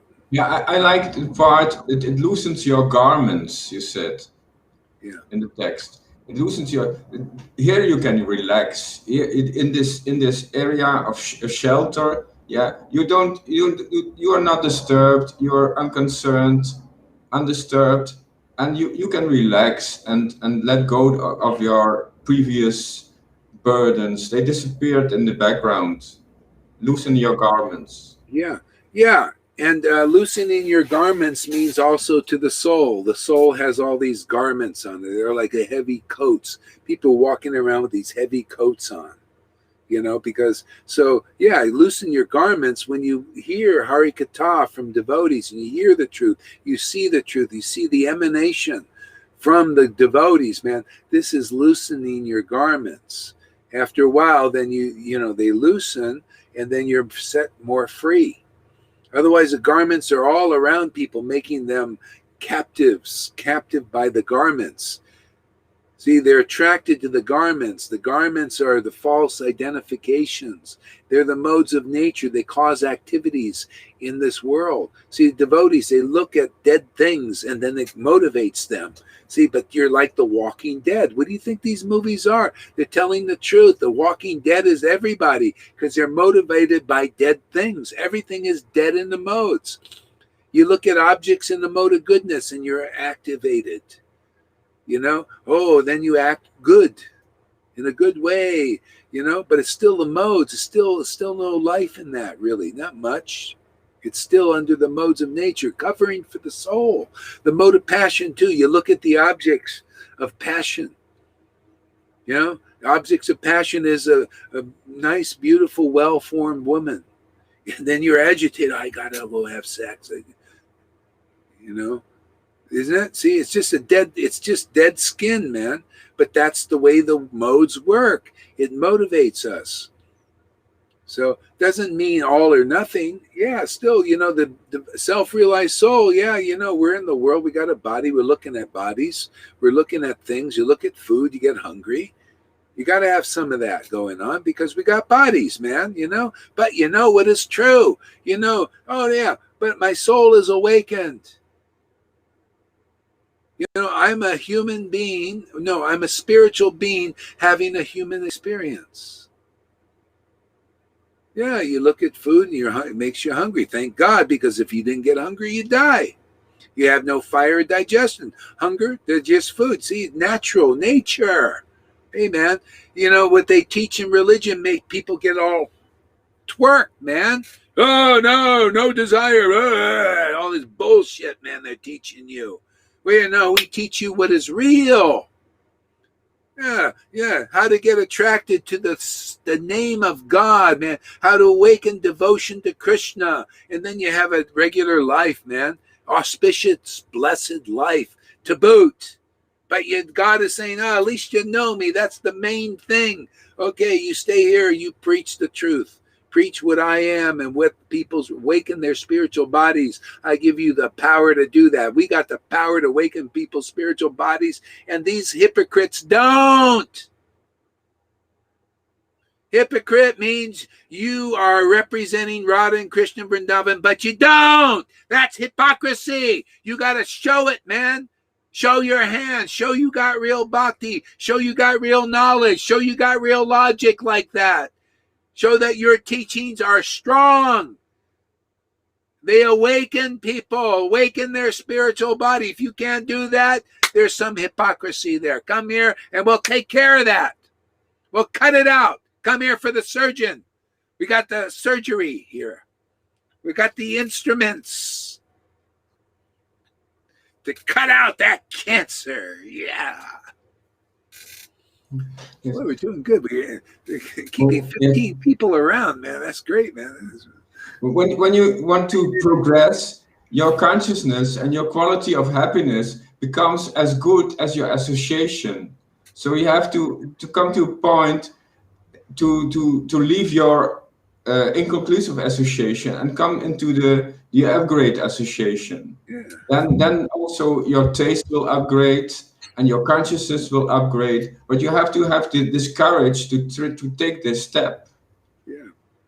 Yeah, well, you got the associate. Here's the opportunity. How much greed you got out there, you people? If not, go to Jaipataka, go to Radhanath, go. You don't like me naming names, go out there, go to them. Hey, man, you come here, you'll get real bhakti. What's more important to you? Sweet words, praising gurus who don't deserve to be praised? I'm sorry, I ain't going to do it, man. I'm here to cut people free from that. You see? Hey, man, if I'm Mr. Offensive, why do I chant like this? Why does God give me inspiration every day? Why does real bhakti here keep coming? Why does real bhakti keep coming for you guys? Why does inspiration keep coming from you if this is a bad tree here? See? People don't know what. See, you got to understand, I'm here to teach the verses as they are. And you got to be really greedy for the truth. See, you got to understand that, hey, man, this guy is, is a little different, man. He's every day he's crying torrents of tears and blowing his nose constantly. That's a little different than Jaipataka or Radhanath. You have problem with the names? Well, hey, man, that's the only service that I think is really valuable now, is to compare what is a real guru and what isn't. Because the real guru is the real path quickly to Vrindavan, because you can go follow that. And if they don't have the real equipment and the real mercy and the real blessedness of that devotion to Krishna, you're not going to be delivered. Oh, maybe if you're good enough, you want to be a demigod or something, or you want to enjoy in the heavenly planets, go to these guys. But I said, if they have the standard we're setting here, they have devotion to Krishna and they can prove it, that they're not just bullshitting themselves and others, great. They should have no problem with this preaching. So the verse is, in those who have what you see here every day, okay? Those who have what you see here every day, practically, that's called love of God, prema bhakti. Not even the greatest scholars can understand their minds, or their intentions, or their emotions, or their plans. You got to understand, until you get that point, you can't understand these persons very well unless you listen to them. Then they'll explain themselves to some degree.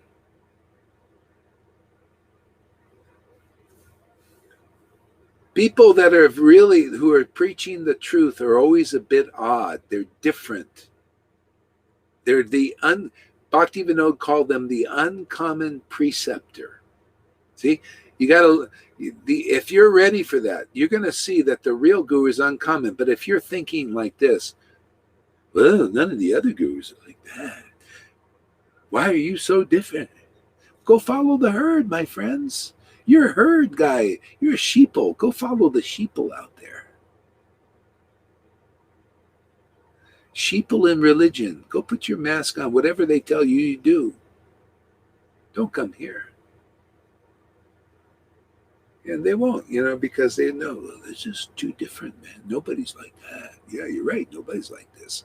You come here, you're going to become like yourself, too. You're going to be unique. You're not going to be like me. You're going to be like who you really are spiritually. You're going to know your relationship to the Lord, man. You're going to feel it. You're going to act it out in this world, even. Isn't that nice? And people are going to look at you and say, ooh, they're really different. Ooh, this Lalita Ganga, this Johan is really different. No devotees are like that. You're right, because they're not all awakened. Most of those devotees in Vaishnavism, in all religionisms, are not awakened yet. They don't know how to be themselves, because Krishna has to show you what you are. Man. Read this here. I love your flute and the flutes of the devotees in our Sangha. They can set us free. They, Jai Gurudev. Yeah. Read this. Oops. There is much more impersonalistic and void preaching in the world than personalistic preaching. Within personalistic preaching, to attain Krishna is very rare and hardly understood, even by the Vaishnava communities. Yeah, it's very rare because it is topmost, man. That's why Lord Chaitanya came here. And our book is all about Lord Chaitanya's teachings, man. They come from one person, basically, who started all of this. Very rare incarnation. Inspired everybody, inspired his devotees to preach things. That's the power here. Look at the Vaishnavas. They're getting strong here. They're getting up on publicly and preaching. That's pretty amazing, actually. Yeah.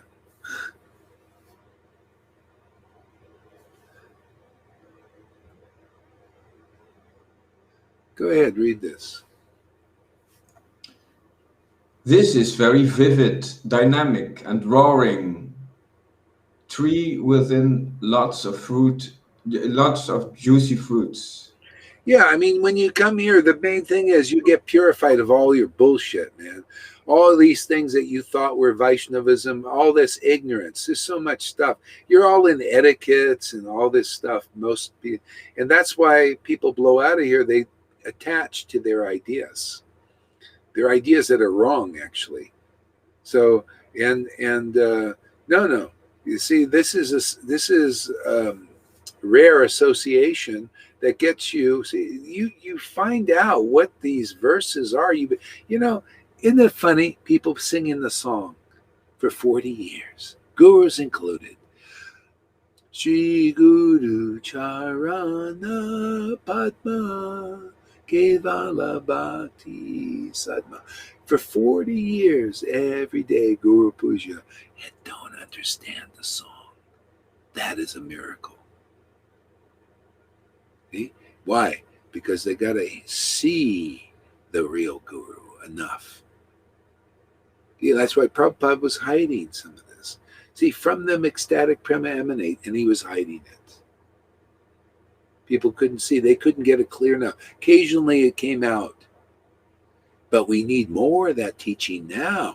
Now we got to say, yes, from the real gurus. Is there any out there? Jai Pataka, are you a real guru like that? From you, does ecstatic prema emanate? If it does, there's no problem, right? I'm saying the right thing. You're doing the right thing. So we should be on the same page. If not, there's a problem. Right enough. Does ecstatic prema emanate from you? I'm just asking, where is the offense? How am I being offensive by inquiring about truthful things? Or do you want to hide in illusions? Don't come here, because I'll name names and I'll ask the questions. And if you think that's offensive, go out and follow those persons, because you have no business being here, because we want to know the truth. Yeah, I don't want any illusion here, man. Does ecstatic prema emanate from you? Can we see it with our own eyes that you got ecstatic prema emanate, or are you bullshitting us? That's all. Just a question. Where's the offense? We're taking down the fences. Let us see the truth. Truth will set us free, right? That's why I love Prabhupada's books. I like the Goswami books. They get right to the essence. Oh, yeah, there's no, the emperor, do you have clothes? You're an emperor? Well, do you have the clothing of ecstatic prema that emanates in the songbook, right? We use the standard, the real standard. What do I need a checklist for? I just use the songbook. I use a few sentences. By your word, does it bust my ignorance and my illusions? And my illusions I thought were the truth. Do I get busted? Do others get busted because you speak the clear truth?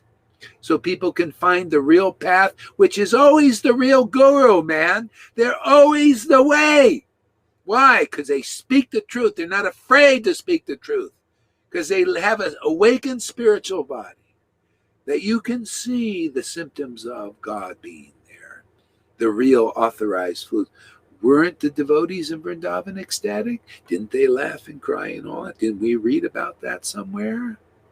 Didn't Lord Chaitanya have those qualities? His devotees also? Well, where is that in this world? I've only seen it here. Otherwise, everywhere else I've seen a big show. Oh, people, no shows, no we hide and all this. But look at her nice countenance, our sweet talks and everything. But no tears, no ecstatic laughter. I'm not impressed with nice, Daksha-like behavior, hiding all that envy and jealousies and all these little ickies inside that you can't get rid of because you won't listen to truthful people. You just want to hide behind the etiquettes. But no wet eyes, no ecstatic laughter coming. This is reality. This is what I stand for. Is this reality? wet eyes, ecstatic laughter. To me, that is why Lord Chaitanya came, to relish that. That's why I'm here, to relish that.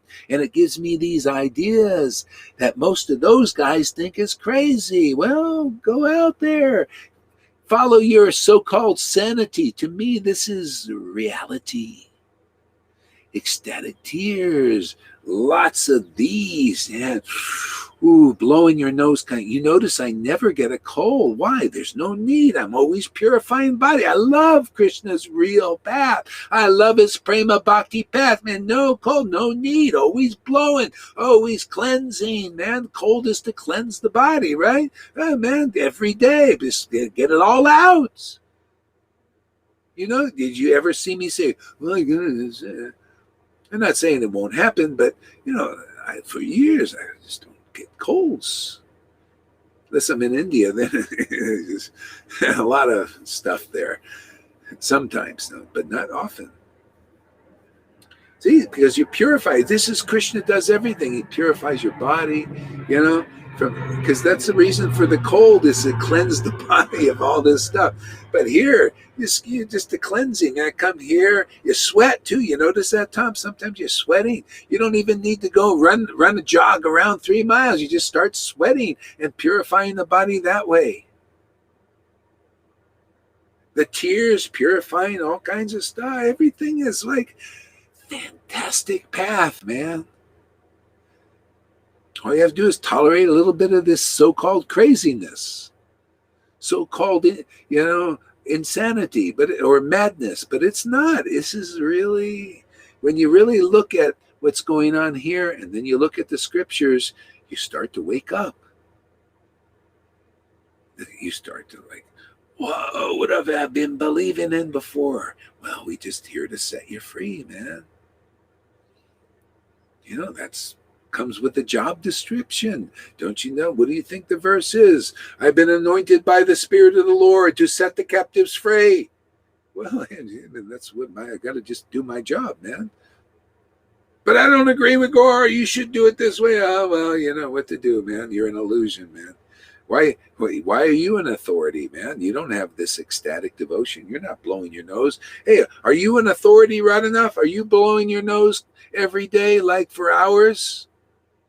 Are tears pouring out of your eyes? To me, that is the only authority, because Radha is the only authority on Krishna. Is she in your temple of your body, in your heart, man? Can we see evidence? Don't you want evidence, Tom? Don't you want to see evidence? What is the evidence that Radha is living in your house? I'm not just believing the shuck and jive and the word coming without the bhakti.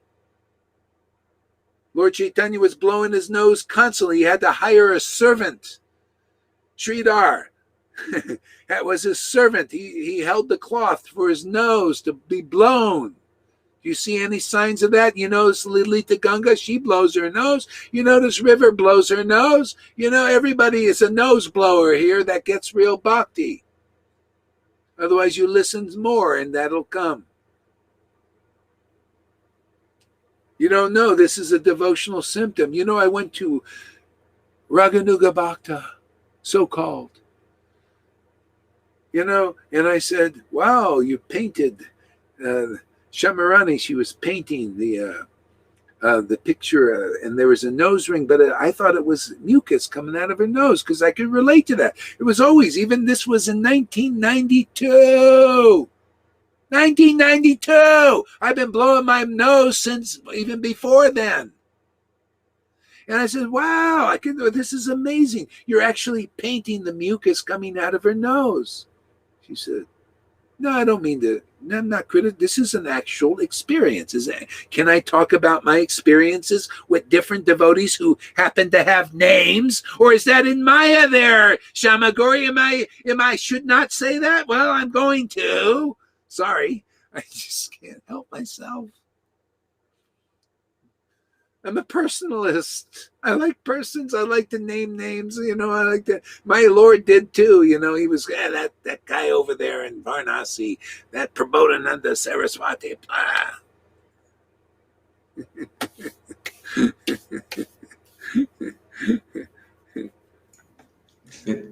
Can I say, What I feel is in a No, not yet. Let me finish my thought. okay. Otherwise it gets Okay, weird. okay. Yeah. Sorry. I just need to, I want to finish it. If I can, let's see. Yeah. So what was I talking about? I lost it. About the nose ring Yeah, and the the nose ring. Yeah, the nose ring. Yeah. So anyway, I said, "Boy, you're painting the mucus coming out of her nose because it looked like mucus coming out." She says, "No, that's a nose ring."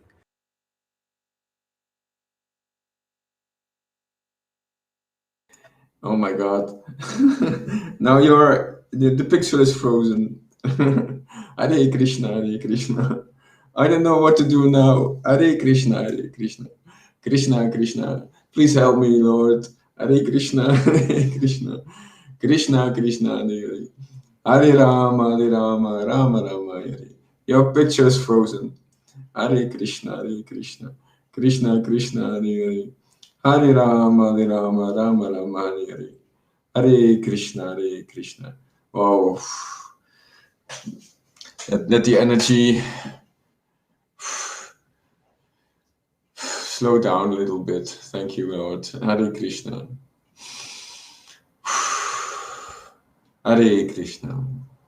Hare Krishna. Krishna, Krishna, Hare Hare. Hare Rama, Hare Rama. Okay, Rama. we should be back up and running now. Are we back up and running? Yeah. Yeah. Okay. So the moral of this story is not to be critical. This is an actual experience.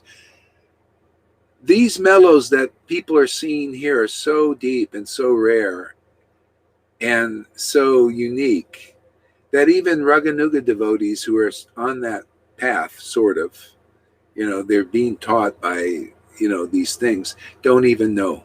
They don't know this. And this was in 1992. I've been blowing my nose for years. Can you imagine the realizations that come from that? This ecstatic bhakti.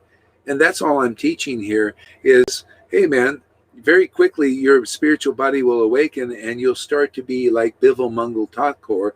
The Krishna will become your Shiksha Guru.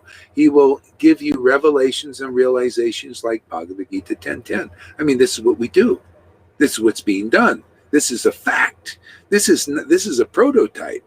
And I haven't seen one guru that can produce this effect. See, that's all I'm saying, man. So this is a very fantastic place to be. If you don't get it, go out and follow these other guys. You're not getting how important this is.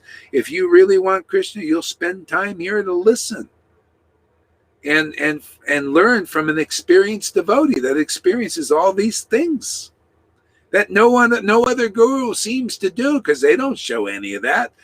They don't even talk about it like this. They don't tell about what that, Guru, Sadhu, and Shastra. You don't see that. This is here. Guru, Sadhu, real Guru is here. And real Shastra proves it. And real Sadhus prove it. I've never seen it so strongly anywhere. Nowhere have I seen this. I don't care how much bullshit people are saying.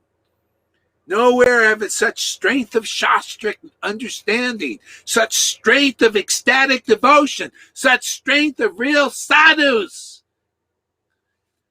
Man, are we acting this out, man. This is solid, man, substantial food here, right, Amy? Man, you can sink your transcendental teeth into these things here. If that's not attractive to you, go out and follow somebody else. I don't care, man. I like substance, solid food, man. Krishna me is solid food. Not ready for solid food? Go follow these other gurus. They'll water everything down. You want solid food. You want to feel Krishna. You want to feel Radha, man. You come here, you get solid food, man. Substance, man. Your spiritual body will awaken and you'll be nourishing that with solid food, not baby food. You want food for babies? Go start your little march out there with these other gurus, man. give you lots of rules and mandates and all of that, and you'll give you a nice structure, and you'll do your morning programs and all of that. You won't understand anything really. You'll be saying samsara dava shi guru chai. You won't understand what you're singing because they don't understand, obviously. Ask Johan. He's come here. He did that for 25 years. Sri Guru Chai. Never understood the song until he came here. Now, not only does he understand the song, he's becoming like a person's song. He's becoming like a spiritual master, like that. Lalita Ganga, yeah, from her and him, ecstatic is prem is imminent. We can even see with our own eyes, right, Tom? See? By their word, ignorance is destroyed. They're right in alignment with Shastra. You notice? They're on the real path, man. We make real devotees here who can understand what they're reading. What's this? Is there a fault in that? So I'm a little harsh. Man, take gold. Gold comes with a lot of dirt around it, but it's gold. You got any gold here? You see any gold here?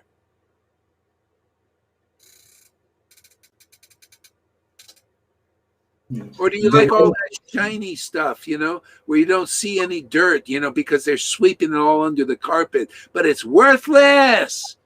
You like shiny gurus out there with shining with their dhotis and shining with their sticks and shining with their rubber stamps and all that? Go out there. But inside there's all that dirt that you don't see because they're shining. You're looking at the shine.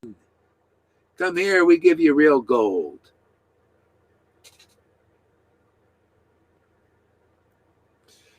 Read this, Tom. Oh, sorry. Wait. You express yourself. I'm sorry. Okay, thank you. My feeling was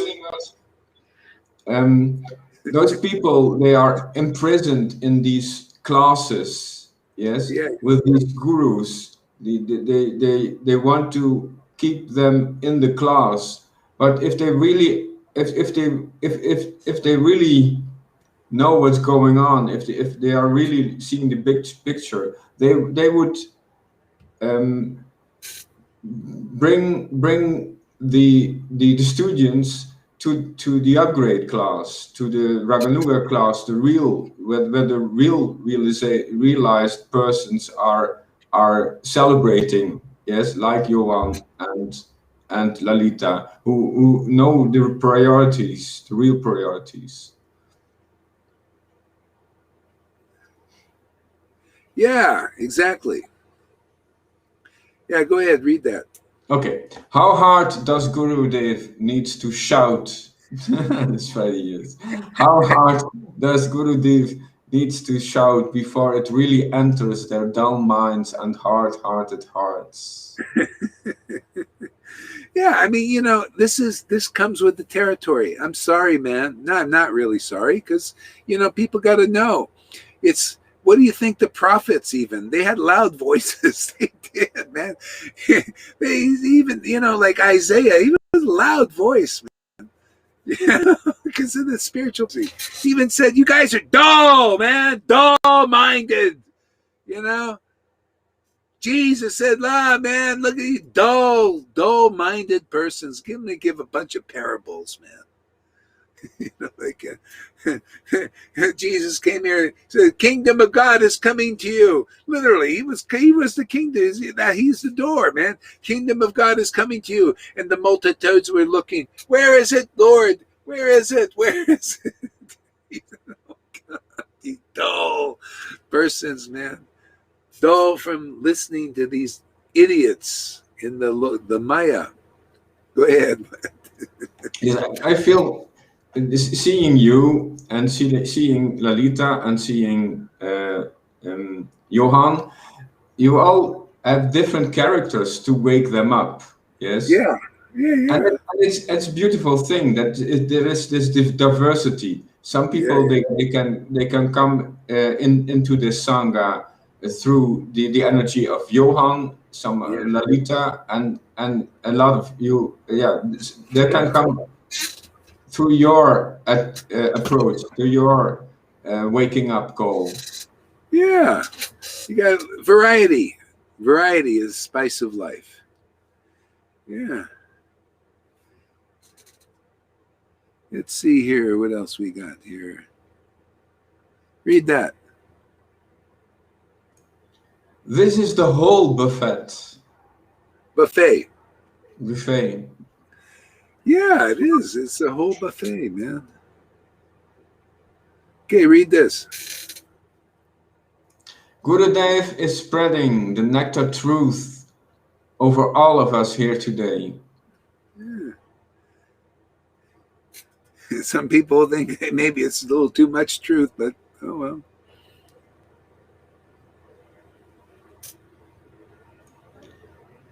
He is simply amazing. Yeah. So actually, yeah, and the real he is the Lord, you know. This is the thing. He's the inspirer. He's the real culprit, actually. I just get blamed for it, you know. I get the blame. I gotta take the heat. But it's it's the Lord. That's what it's supposed to be. You know, by medium means you're really connected. Devotion, the people here, you come here, you're going to get really devotionally connected. You know, and it'll be what is true for me will be true for you. You become a real flute of Vrindavan, and then people will all misunderstand you and blame you. You get both. You get the blame from the blamers, and then you get the praise and blame. It doesn't, it just comes with the territory. But if you get like, when you get blamed, you go, oh, how dare they?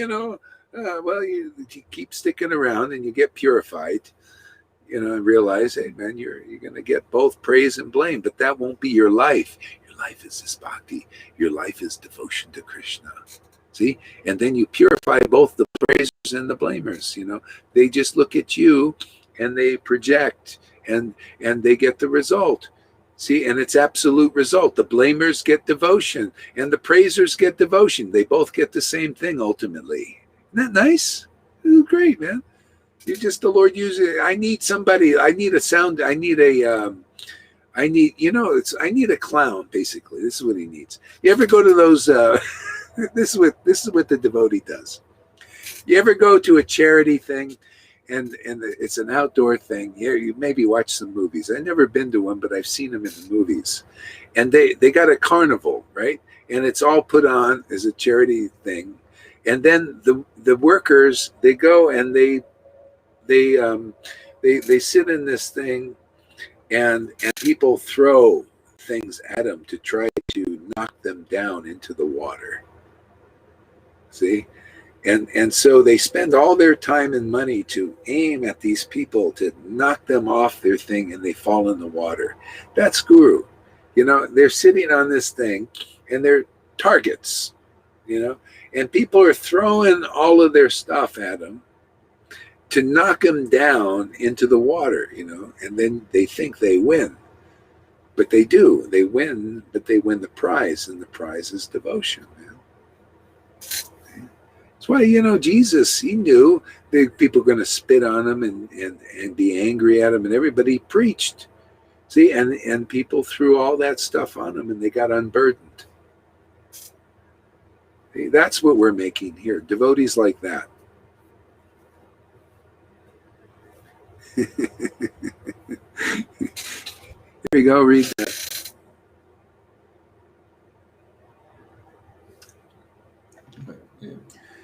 Large. Okay. Samsara prayer, very beautiful. When singing fixed on you, your mercy, grace, Acharya Shilagar Haridas. It touches my heart and feel deeply bhakti when sing it fixed on you. Isn't that amazing to say that? And I'm so mean and so offensive to pure devotees, so-called pure devotees, and say that. Now that is kind of uncommon, isn't it? See, so maybe I'm nailing things on the head,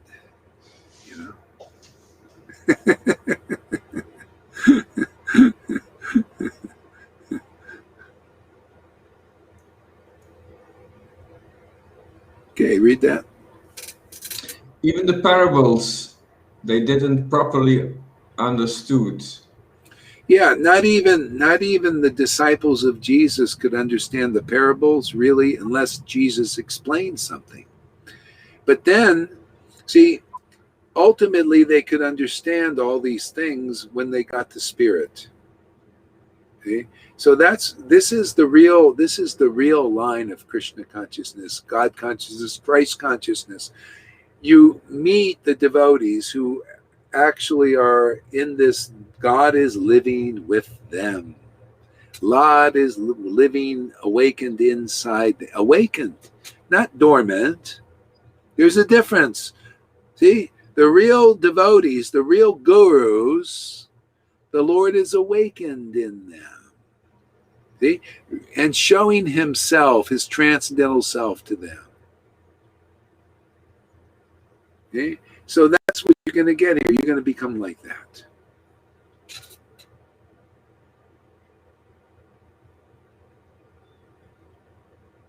Okay, read this. Guru Maharaj, please explain what constitutes a real Vaishnava offense.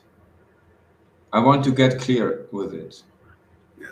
So people don't know what is a real Vaishnava. That's the problem. Okay? So that's why there's all this thing, a lot of it is smoke screen. Oh, you're so offensive to them. Like if you even ask a question or you question anybody, this is my experience. When I was in ISKCON and all this, people don't know what is a real offense. If you ask a question that might be a sincere question, and it seems to stain the character of the authority or the speaker or the guru or something. It's offensive, Prabhu. You shouldn't be thinking like that. See? So people don't know what is an offense. So basically, the fence is anything keeping you from the door to Vrindavan. And the door is the real devotee. That's a fence. You got to climb over the fence. A fence. See, a fence. A fence is a fence, something blocking you from the path. And so what's blocking people right now from the path, in essence, those who want to go through the door, find the door and go through the door into Vrindavan. See? So those are the non-devotees without any devotion, without any appreciation for conclusive preaching, conclusive understanding of the real path. The real path is the real devotee. If you have any controversy with that devotee, you're offensive, man. You're offensive. If you don't like the ecstatic devotion of a real devotee when they're on this planet manifesting this, oh, there you go. There's the offense. Oh, coming up like this. Oh, don't go to Gohari. Don't, what he's doing now. I'm very humbly doing. No, that's hypocrisy. That's a wolf in sheep's clothing. Okay? So real offense is when there's a real devotee here. This is the essence of offense. There's a real devotee preaching, liberating people. If you're against them, you're offensive, man. You're a rascal. You are blocking the kingdom of God. The kingdom of God is here in the form of that devotee. It's always been like that. And they're preaching conclusive truth. And they're preaching the way that leads you into the kingdom now in this life. And you're blocking that. You are a rascal. Yeah, go ahead, Tom. Yeah, I really see when I listen to you that there is a class and there is a fence. The teacher, he built a fence around it. Yeah, it can be a defense. Yeah? He wants to defend, but by doing that, he doesn't allow the upgrade to come in, and that's an offense. He doesn't allow the upgrade to come in, and he doesn't allow his students to go to the upgrade. That's both offense. Yeah. So that's the essence of offense, offense, whatever you want to say. I mean, I'm teaching the essence. I'm teaching what Lord Chaitanya taught 550 years ago for those who want to get in quick. He made pure devotees. He made a pure devotee by doing what I do. I'm just doing what he did because of his inspiration. You know, you look at me now and how I am in these moods, these times, and you look at him, then now you're starting to understand Lord Chaitanya. You understand that he's inspiring all of this. He's the real culprit. But look what he did. Look how he was unusual character also. He came and said, that Devananda Pandit, look at the world. They're respecting him like Radhanas and like Jaipatakas and like all of these guys. You know, he was like that. Devananda Pandit, look at him. He doesn't have real devotion. Tears are not pouring out of his eyes. He's not like my real devotees. And he's teaching Bhagavatam and nobody's listening to my real devotees. Matter of fact, he throws my real devotees out of his class. Fly on him. He's not a real teacher. Get rid of him. I'm going to rip up his Bhagavatam. See, that's my Lord. That's what you hear here. Maybe the Lord is inspiring you. I mean, inspiring this. Might not be inspiring you like this. What happened to Devananda Pandit? That seems pretty offensive, right? He's offensive to pure devotee? No, he's pointing out the truth. He was not a devotee. He's a block. He doesn't know what real devotion is. Real bhakti is. You know what happened? Because of that chastisement, of that truth, and pointing out the truth that he was not a real representative of Krishna in this world. He had no ecstatic devotion. Radha was not in his temple awakened yet. You know what happened? He became a pure devotee. He realized the truth. If the Lord didn't say that, he would have died in his sin. He would have died with that offense of throwing Srivas, a real devotee, out of his class. But he didn't. He became a pure devotee. Like these guys, they get the opportunity because nobody can help them. Their students are all be mesmerized by their teachings, by their words. They can't help themselves because they're all mesmerized by the false ego of thinking they represent Vrindavan. I say, if you got no devotion, no real pure love of God, you're not representing Vrindavan. Step aside, because we're making real devotees here. They're entering the kingdom of God. You're in the way now. Step aside. You're in the way. If you don't have real bhakti and real devotion, why are you holding people back from where that is? Okay. So if they won't step aside anyway, if there's some greedy disciples in there who really want Krishna, who can see what real logic is and real teaching is, and Krishna inspires them in the heart to come and listen, well, then we'll help you. If not, stay in in that association until you're ready. Both guru, the blind leading the blind. Without love of Krishna, you're still more or less blind. Love of Krishna is in the Sangha. Can't you see? No, I can't see. Well, then we'll just keep preaching, keep showing, keep preaching, keep on. This is how it works. The truth sets people free. You tell the truth long enough, people start to believe in it.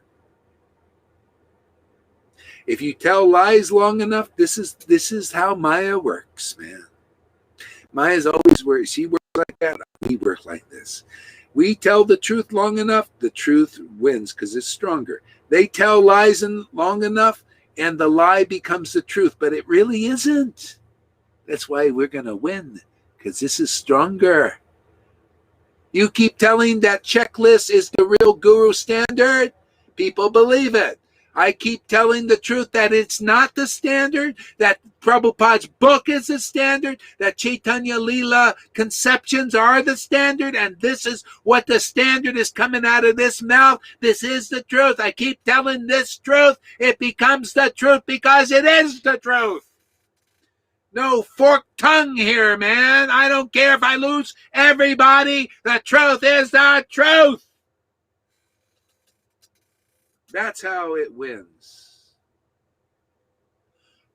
The lie is the lie, no matter so many fools believe in it. In religion too, you want to surpass religion, you come here. I'll keep telling you the truth even though you hate it, because you ate that garbage out there. You ate the hypocrisy. You lived on speculations. You lived on believing that idols are going to save you. Idol has no love of Krishna, man. They're still idols. You're idling away your time. You're gonna die following rules and regulations and ceremonies and keep offering the water in the conch. Throw that water on me that came in the conch. Your eyes will never become the conch, and the water that Krishna really wants will never come from them, because you believed in the lie still, in the speculations. You need the real guru, man. I'll keep preaching that. The real empowered Acharya is what is the door. The living one is the door to Vrindavan in this life. And that is the truth, not this bullshit they're teaching. That's only there because nobody has stood for the truth like this for a long time. Therefore, they keep preaching the lie. The lie becomes the truth, right? People follow that and they don't get delivered. Well, I'm here to preach the truth and preach the truth every day. Show the truth. Show devotion. Well, the Lord's doing it. I just come here and show up, and he shows up, and we have a party. We got Radha and Krishna dancing every day. Dance every day. Show the truth. Preach the truth. Show the truth. Preach the truth. Show the truth. Preach the truth until people get it. Because it is the truth. It is real. It is substantial here. And you want deliverance, you come here, you'll be delivered, and you will feel it. You will experience that. If not, then you don't desire the truth enough. Get out there, go follow these other guys, and listen to the lie, and believe the lie, and watch your house of cards fall to the ground at some point, which is good for you. Then maybe you'll listen. What do you think, Tom? Go ahead. Yeah. Looking from here, yes, we look to those classes going on there. It's so funny because we see what they are doing. They're keeping up appearances. Yes, it's like a soap series going on, and every time we see the same. So from here, it looks like that, and it's just funny looking from here. Yeah, we are celebrating here, and they are doing rules and regulations and doing routines. They are keeping up appearances, but we know it's very logical, natural. The truth will win this game. The truth will win. It takes a lot of effort to keep up these lies and in these appearances. And here it's very relaxed because we are just living in this natural truth. Yeah. The thing is with this, you notice there's a little thing like Lord Shiva type thing, like the mode of ignorance going on here. You notice how the mode of ignorance is destroying the world, right? We're also destroying the world. See, this is why people think, Gohar, you're in a mode of ignorance. You're really ignorant. Look at you, guy. You're attacking gurus. Because, there's a destructive thing going on here. But what is the result of that destruction? See, this is what people don't understand, the nature of God. He's got a destructive streak in him. Why? See, when this is blessedness, here we're destroying illusion. See, very similar to like these guys, but they do it hypocritically. They're destroying the truth, man. Even in religion, they destroying the truth. They see any of this real bhakti, they want to destroy it. See, they want to destroy the truth. And we're here, wherever lie is around, I feel inspired to destroy it, to take it like a piece of shit and just squeeze it out. Squeeze it. just get rid of it. See? And so it has a similar action. See? So Lord Shiva, people misunderstood him. He even said, I understand people misunderstand my activities, but I'm always working for people's benefit. He's destroying illusions. He destroyed the Brahman thing. You know, those Brahmins, he destroyed their belief that being a puffed up, egocentric, false ego identified, envious, jealous Brahmin is going to deliver you. And he destroyed that. He just destroyed that misconception. Just like here, we do the same thing. The Lord has this thing to destroy the illusion. Jesus had it too. He says, I'm sorry, you don't do business in temples. He destroyed that illusion, man. Don't. My father doesn't, no. What are you doing this? You're bringing in this mundane thing here. Business into the temple. Get rid of this idea. See, so he destroyed it. Yeah, go ahead, Tom. Yeah, I listening to you again, I guess get these realizations that Jesus Christ, he was getting rid of and those merchants in the temple, but then Lord Chaitanya came and with this upgrade, he was cleaning the Kunditya temple with his devotees, and you explained to me he was really cleaning everything, and also the attitude and the minds and the intelligence of the devotees. He was cleaning, the real cleaner from the transcendental. Yeah, no, he's not just the real cleaner. They were helping too. They were all cleaning, see, together. They're working together.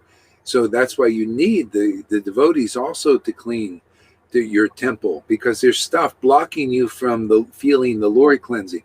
So by the action of the super soul inside and the guru from the outside, the external manifestation, then the cleaning really goes. Then you start to get in touch with the gardener. See, my father is the gardener. I'm the true vine. See, you got to have the vine, and then it'll activate the gardener inside, and they work together. And after a while, then even if there's a devotee here and you listen to them when they're here, and if they go, and then the only thing you got is the scriptures, then the scriptures continue the cleaning. It just goes on. Yeah. After a while, it's just wonderful Ross. Just exchanging to hear from the Lord's devotees. Awakens God inside, and just there might be some stuff to clean a little bit, because you're out, when the house gets a little dirty being in the world, right? Every day a little dirt. Well, our house, see, our bodies are in the world, and there might get a little this or that around by being around this, but then the Lord cleans it. See, you got them activated now. That's the whole point. Activate the transcendental Lord, so make things easier. Otherwise, so hard to clean. You're trying to clean by the rules. I'm following the rules to clean my house, but hard work, man. But you come here, because you're following the door. You go through the door, the bona fide spiritual Shiksha Guru. Then it activates real nicely the gardener, the Lord in the heart. And then you just kind of sadhu sangha and all this, and you start to feel like now you're telling me, oh, you're getting realization. See, that's the Lord, giving you realization. It's from him come remembrance. See, from him come forgetfulness. See, the modes of nature is the Lord, man. You associate with the modes, you're going to become forgetful of the truth. That's why these gurus are not strong enough unless they're really vine mediums. They're real vines, and activators of that transcendental Lord. Otherwise, you'll still be forgetful of Krishna because they can't help you up to that point. Only here, you come here, you'll be reminded of the transcendental potency. You'll see the transcendental potency will remind you, that's where I belong. I belong to be in a relationship with God like that. I'm here to remind people just by my deeds, man. This is my deed here, is to chant the holy name with great ecstatic devotion. Hopefully, I just pray for that. They don't have to come, but they keep doing it. I show up, they show up, and I'm happy.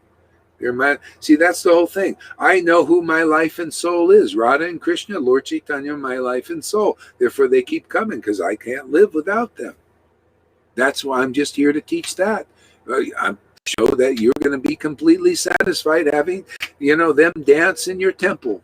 Them appear, give their darshan every day. You don't need any I don't need Mayapur temple with those big, huge deities of the Panchita. I don't have. I just show up here and do sadhu sangha, turn the camera on, and then the Panchatattva all arrive.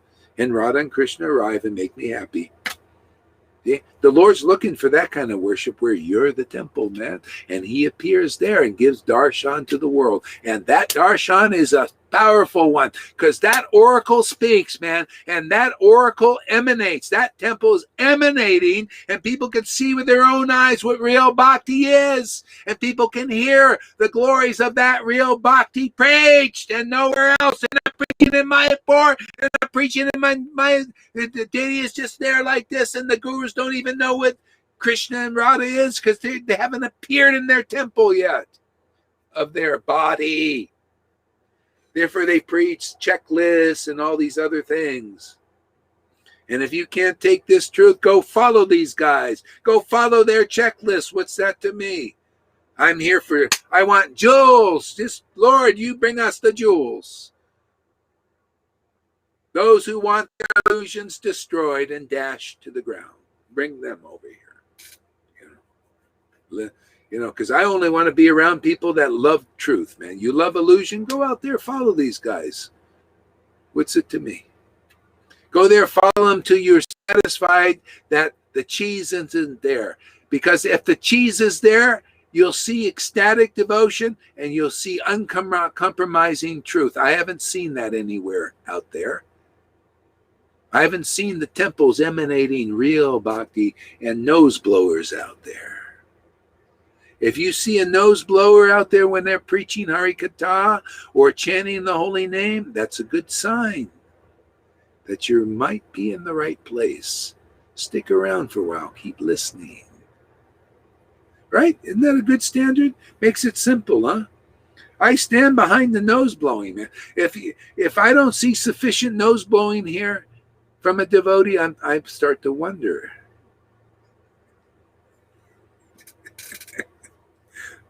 How awakened are they? You've been blowing your nose a little bit there, Tom?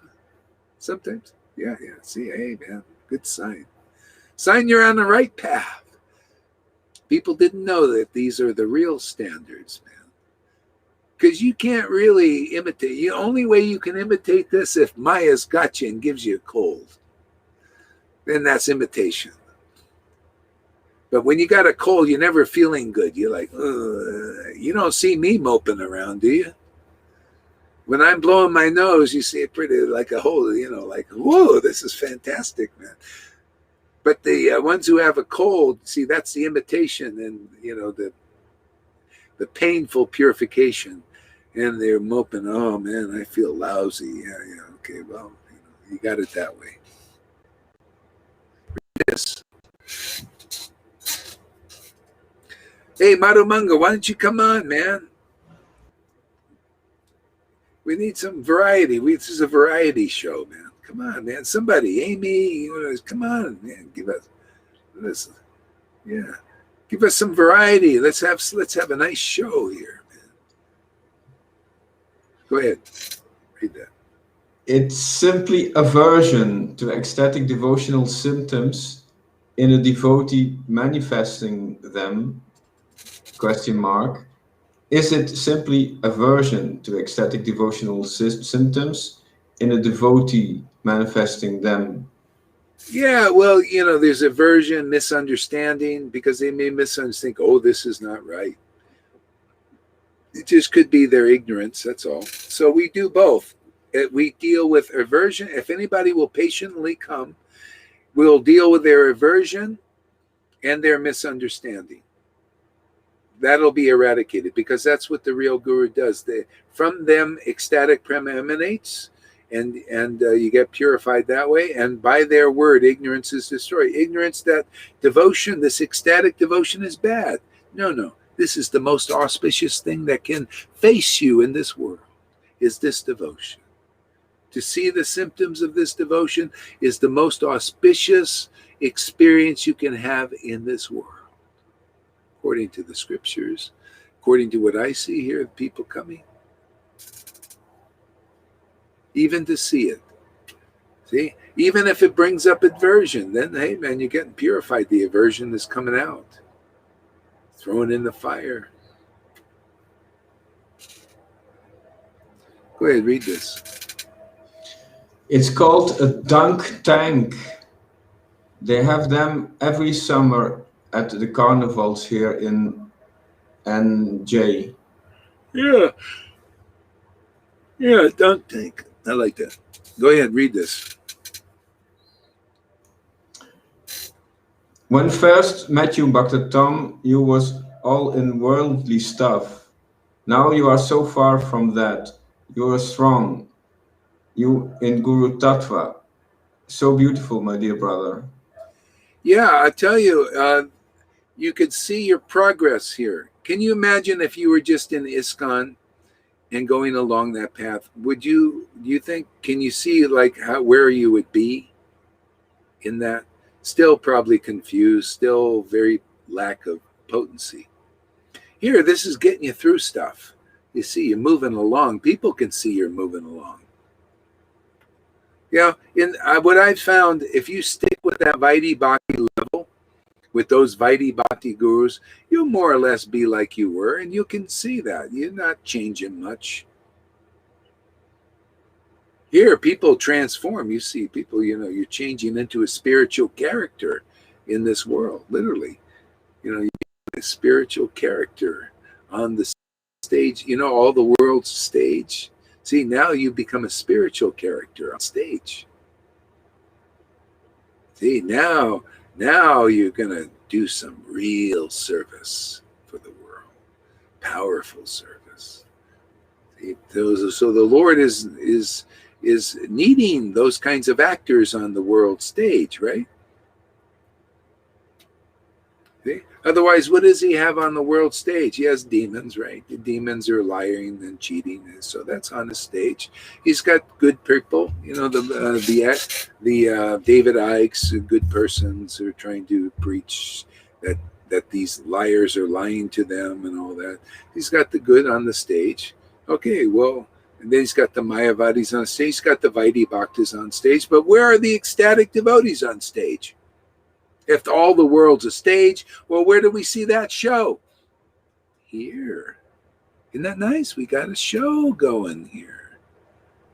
We have Lord Chaitanya's ecstatic preaching going on here. So whoever comes here gets to see a very amazing show. A show that will end all their miseries forever. A show that will eradicate the cycle of birth and death in their lives. A show that will awaken devotional mellows. Now, those workers are few, right there, Tom? The harvest is plentiful, but the workers few. I mean, look, we're doing pretty good. Got 12 people still watching. Yeah, it's a plentiful harvest. I mean, you get 12 people. I mean, I'm not holding back like Prabhupada and Bhaktisiddhanta. I'm just telling you everything that they believed in their hearts, that they manifested in their rooms. I'm showing it and telling all about those things. So we got a pretty big show. He was holding it back because you think he would get even 12 people watching that?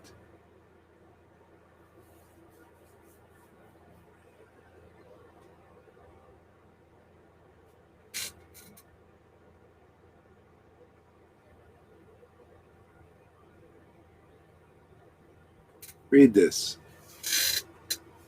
I like this Facebook love and like buttons. They look like flowers that demigods would shower when Krishna does any lila. I'm smashing them. While Lord Chaitanya is doing his lila here. Wonderful, Guru Maharaj. Yeah, exactly. He's doing his lila here. That's how we know. I mean, you got to hear it from person enacting the Leela here. The only way we can enact the Leela here is the Lord has to be here, and devotion has to be here, and the Son has to be here, the Pujari. I just consider myself like a Pujari. I'm just here to facilitate Radha and Krishna's dance and relationship. I mean, that's my mood. People may have different moods according to their awakening their soul, but I just like to see them enjoy. Like a Bajari, just be there, let them, just swell up by their appreciating their little pastimes, man.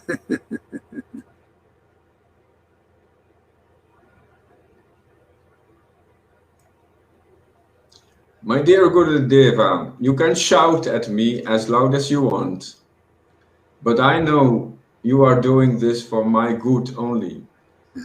I'm not fearful at all. Thank you for everything. You give to me so I can progress more and more. Jai Gurudev. Yeah, good. So I kind of like, Radharani says, Krishna, you can handle me roughly or softly, but you're my Lord, birth after birth. Well, the guru's like that. If you have a real guru, they're going to sometimes handle you roughly and sometimes softly. But if that doesn't diminish your love for them, now you're getting it. Now you're understanding that. Now you're getting the real understanding. Go ahead, read that. Is that what they call tough love? Can be, yeah. Tough love, yeah. Once the highest truth is preached, all the lower truths start to shake on their foundation. Yeah, exactly. So the highest truth, reality, the real reality Lord Chaitanya came to reveal, and we just do the same thing, is ecstatic love of God, man. Devotion to Krishna. Read this. This is a good one. I stand behind the nose blowing. Look at that! I love it. Newcomer comes here and she's going to be a real crack up, man. She is already funny.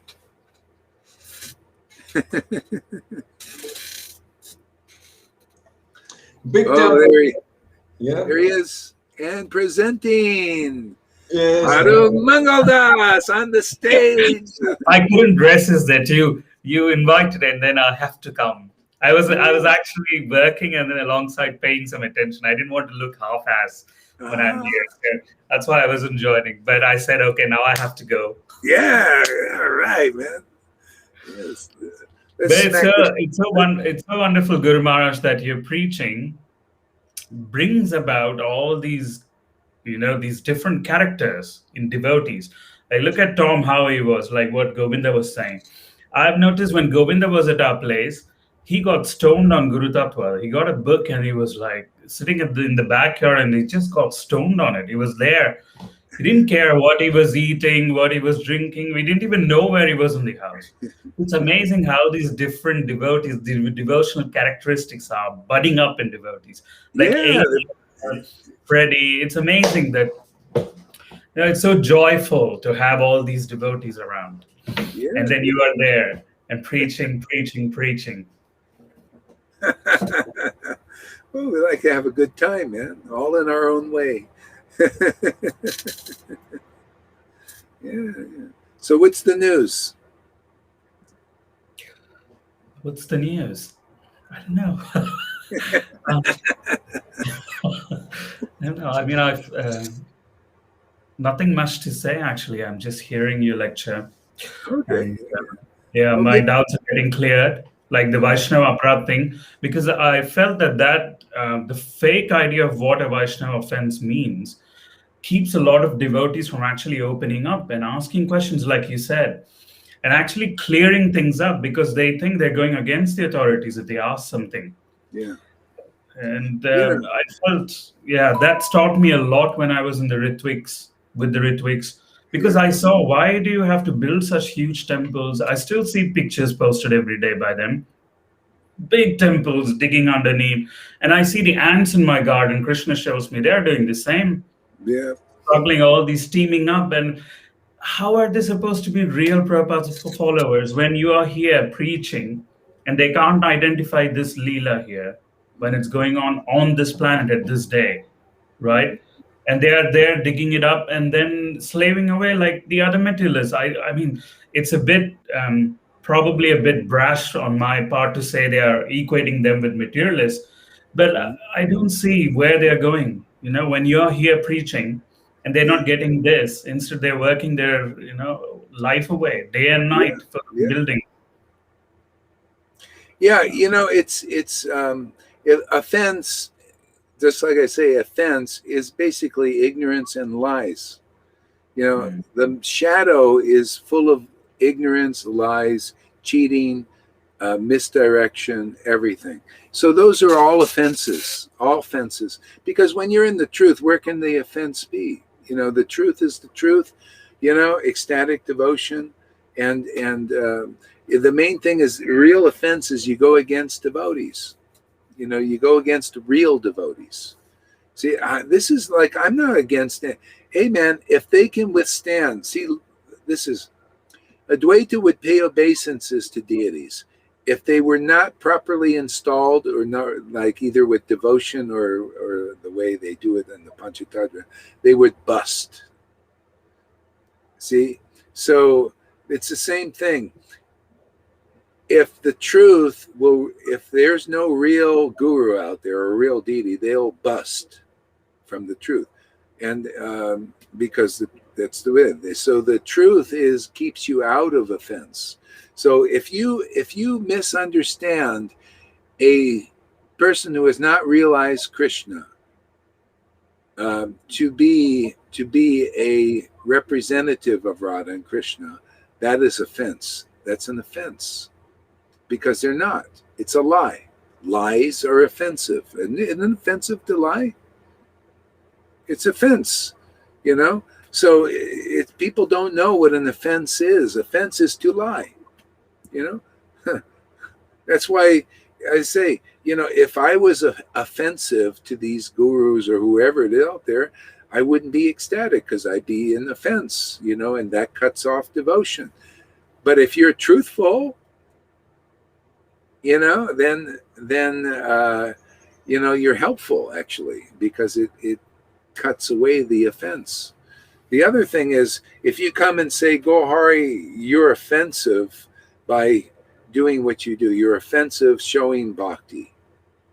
No, see, you're an offense by doing that, but people do it. And that's how they get free, is we get their attention and they throw their shit over here and we burn it up. I mean, that's how the Lord works. How is anybody going to be delivered unless they throw their shit out? They keep their shit. This is the problem. It's like these people, their houses are all cluttered and everything, and they can't move in that, man. That's everybody. That's gurus included. They're all cluttered, man, full of clutter and everything. So they got to throw some stuff out. Throw their shit over here, man. Good, thank you. Let's burn it up, man. We got a big fire going here. Every day. This is just fuel for the fire, man. This gets hotter. This gets hotter. It burns up more stuff. And yeah, I'm just waiting. Hey, man, throw your titles over here. Throw your weight, all that stuff, all that weight, man. Just throw it over. We'll just burn it up, man. Got a lot of power here, potency, a lot of ecstasy, a lot of nose blowers, man. We got a pack of matches here.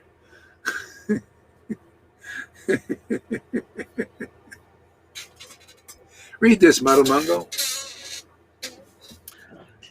It's from Govinda. 4 months Mayapur did not see Panchatattva. Saw, listen to you, Gaura Haridas. That's exactly what Krishna says in Srimad Bhagavatam. My deity and places of pilgrimage purify after a long time, but my pure devotees purified just by being seen. Yeah, by seeing you see the ecstatic devotion, and then you hear from them. Oh boy, do you get purified, because you just go to the temple and they go, "Oh, nice clothes, and everything." What did the deity say? I don't know. He's not saying. We just see deities, we just see that. See, but when you get when you get purified by the devotee, see, they're the moving deity. The Lord speaks through them. See, then you get purified really fast, and then you go and look at the deity, and then you'll get realizations. The Lord will, because that's devotional service, is seeing the deity. But then you got more effective. I had that. I had a Mayavadi lady followed me for 3 months, thinking she knew all about bhakti and everything, and then she got purified. And then when she went to Mayapur temple, the deity, would show her things. Radha and Krishna would show her because she was purified. She had a different experience. And these Vaidis, 40 years. I had this lady for only like 3 months. And these guys with 40 years, they didn't do that. They didn't go look at the Radha and Krishna and see how gorgeous they were. With the point, you want to see, you see the Lord, Radha and Krishna's gorgeousness, tears are going to flow from your eyes. And all these other symptoms will come, throbbing heart, all that. If not, then you need association with a living devotee. And the Lord will purify you through that devotee, the flute. This is the fast track. Otherwise, slowly, like the verse says, more slow. Even Lord Chaitanya said that. Lord Chaitanya said to Sarva, treating him like a guru. He said, "Listen, will Lord Jagannath speak to me? No, you'll speak to me and break my bonds. You're my Guru Dev." See, so the spoken word of an empowered by medium, real representative of Radha and Krishna in this world. Oh my God, you don't think you're going to make advancement? This is the whole point of this preaching, is to bust the offensiveness of the world. It's offensive not to be delivered, man. The Lord is thinking, God, what are you sticking in this prison for? My devotee is here. Listen to them, and you'll attain blessedness. You'll attain me, which is blessedness. You'll be able to chant with the white lotus of good fortune manifesting in you'll feel it, man. You'll feel, my God, every time I chant, man, my life is more blessed. I'm getting so friggin' blessed, I can't contain it. I'm telling you, man, you start to feel it spills over. You become so wealthy. You just naturally want to spread it around. Throw it here and there, this wealth, man. Go ahead, Tom. I feel another opposite of being blessed is being imprisoned. That's another opposite of being blessed. What was that first opposite that you mentioned? The first one was being cursed. Yeah. The second opposite is being imprisoned. It's all part of it too. When you're cursed, it's like you're pronounced by the judge. Put him in jail, man. You're offensive. See, you put him in jail. See, so everybody is more or less in jail in the modes of nature. It's your jail sentence, man. If anybody listens to the real liberated soul, they're the judge in that sense. Because, you're judged right now. You're judged as just simply by just coming here. Just believing in this preaching, you're judged as just. That's how it is when deliverance is here. That's how it is here. You're judged as the God. I'm telling you what my Lord is thinking. You come to my liberated devotee, man, who I've given Radha and Krishna to. You're going to get me. You're going to get Radha and Krishna also, because this is the only way I work.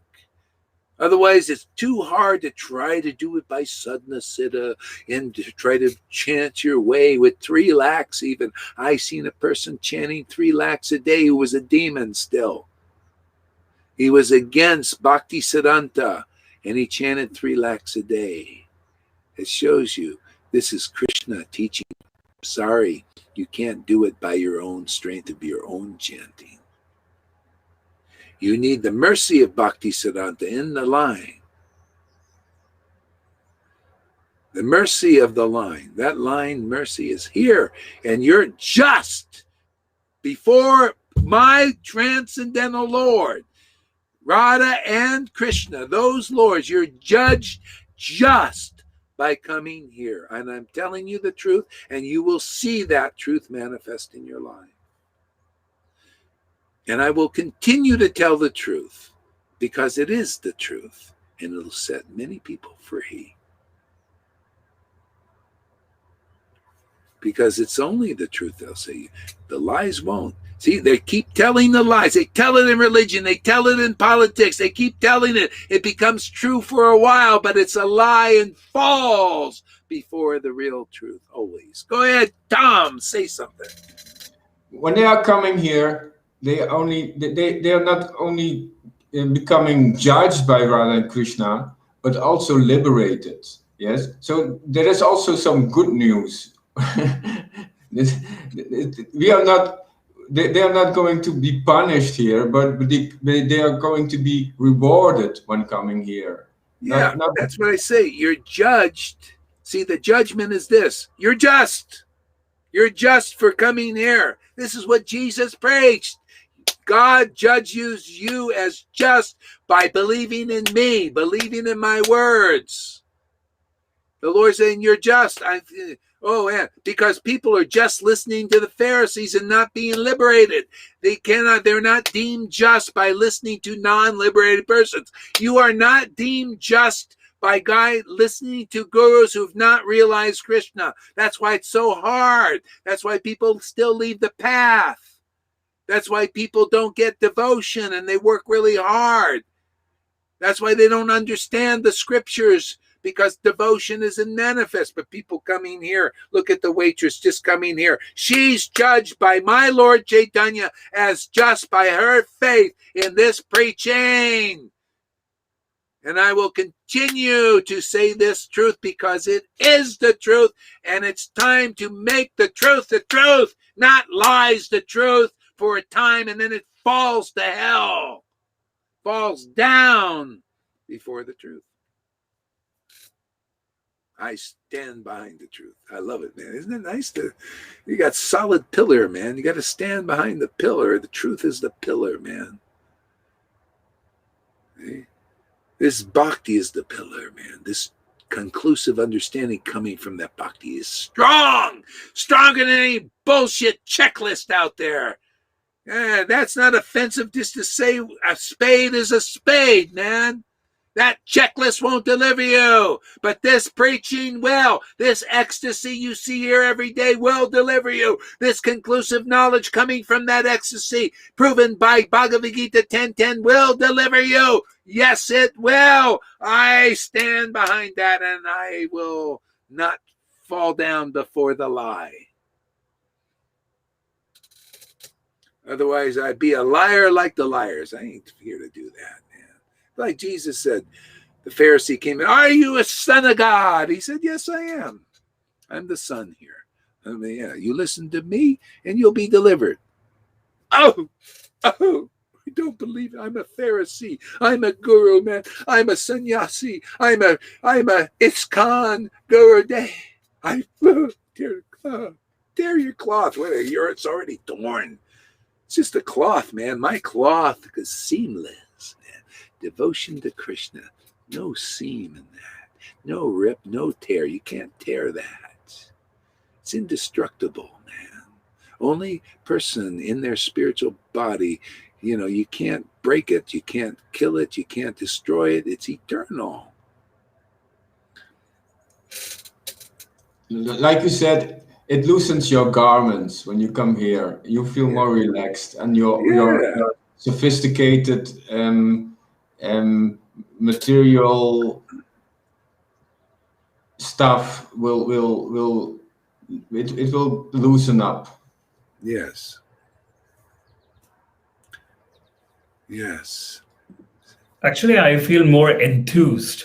It doesn't, relax me that way, but I become so enthusiastic to actually hear more and enjoy and relish. So I don't Yeah, become sleepy when I come here. I'm yeah, sleeping when I'm not coming here. Because yeah, I feel all those activities, Maharaj, by your mercy, by the preaching of your word, I see yeah, all my activities, although they used to seem logical, now they seem very trivial, like trivial. All these yeah, big stuff that people talk about, they have these positions, including my job and other things, they seem very trivial to me. yeah, In front of this, is this is standing way higher. Yeah, it's like, yeah, yeah, I feel enthused. That's my personal feeling. Yeah.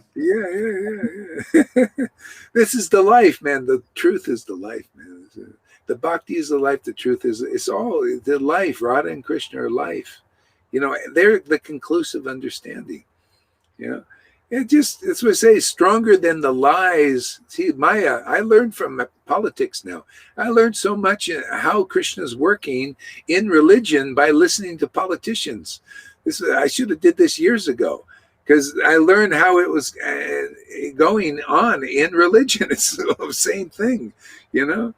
It's just they're more blatant about it. These other guys, well, they're all pretty much the same. They use hypocrisy, and they false conclusions. They just make mandates, and it's all the same, more or less the same thing. Religion may be a little bit step up. I don't know. It can be worse. Sometimes people from the world have less problem understanding this.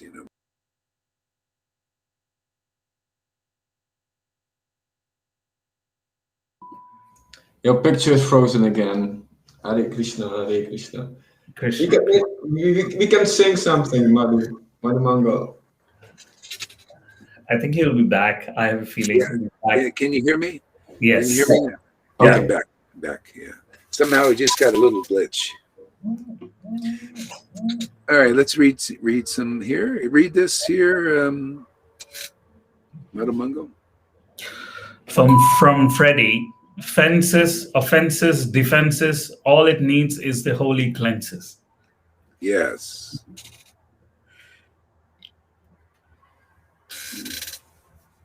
Again from Freddie, shout, shout, let the truth all out. Yeah. Some shouting happens. This is when you have the spirit. It's just, they call it exhorting. It exhorts. That's Christians call it exhorting. And from in the Vaishnava thing, they had this too, because it's always the same spirit. It has part of it. Comes with the territory. They call it let the elephantine offenses flee from the loud shouts of the lion-like Lord Chaitanya. His devotees become used by him. I saw part of it, man. That's why, I'm looking at the result of this. It frees a lot of people. People need this, but a lot of people, they throw out their garbage. Okay, go ahead, do it, man. Show your colors, man. That's okay. It's part of it. Yeah. Krishna. I think maybe we'll take a little break. It's been pretty intense here. We've already been at it. Wow, 3 hours and 20 minutes. Oh boy, time flies when you're having a good time. And I did most of the talking too today, which is interesting. Must have had a few things to say. Yeah, it was fun. Wait. Let's have a little song here before we go. Wanted to try that. Let's see.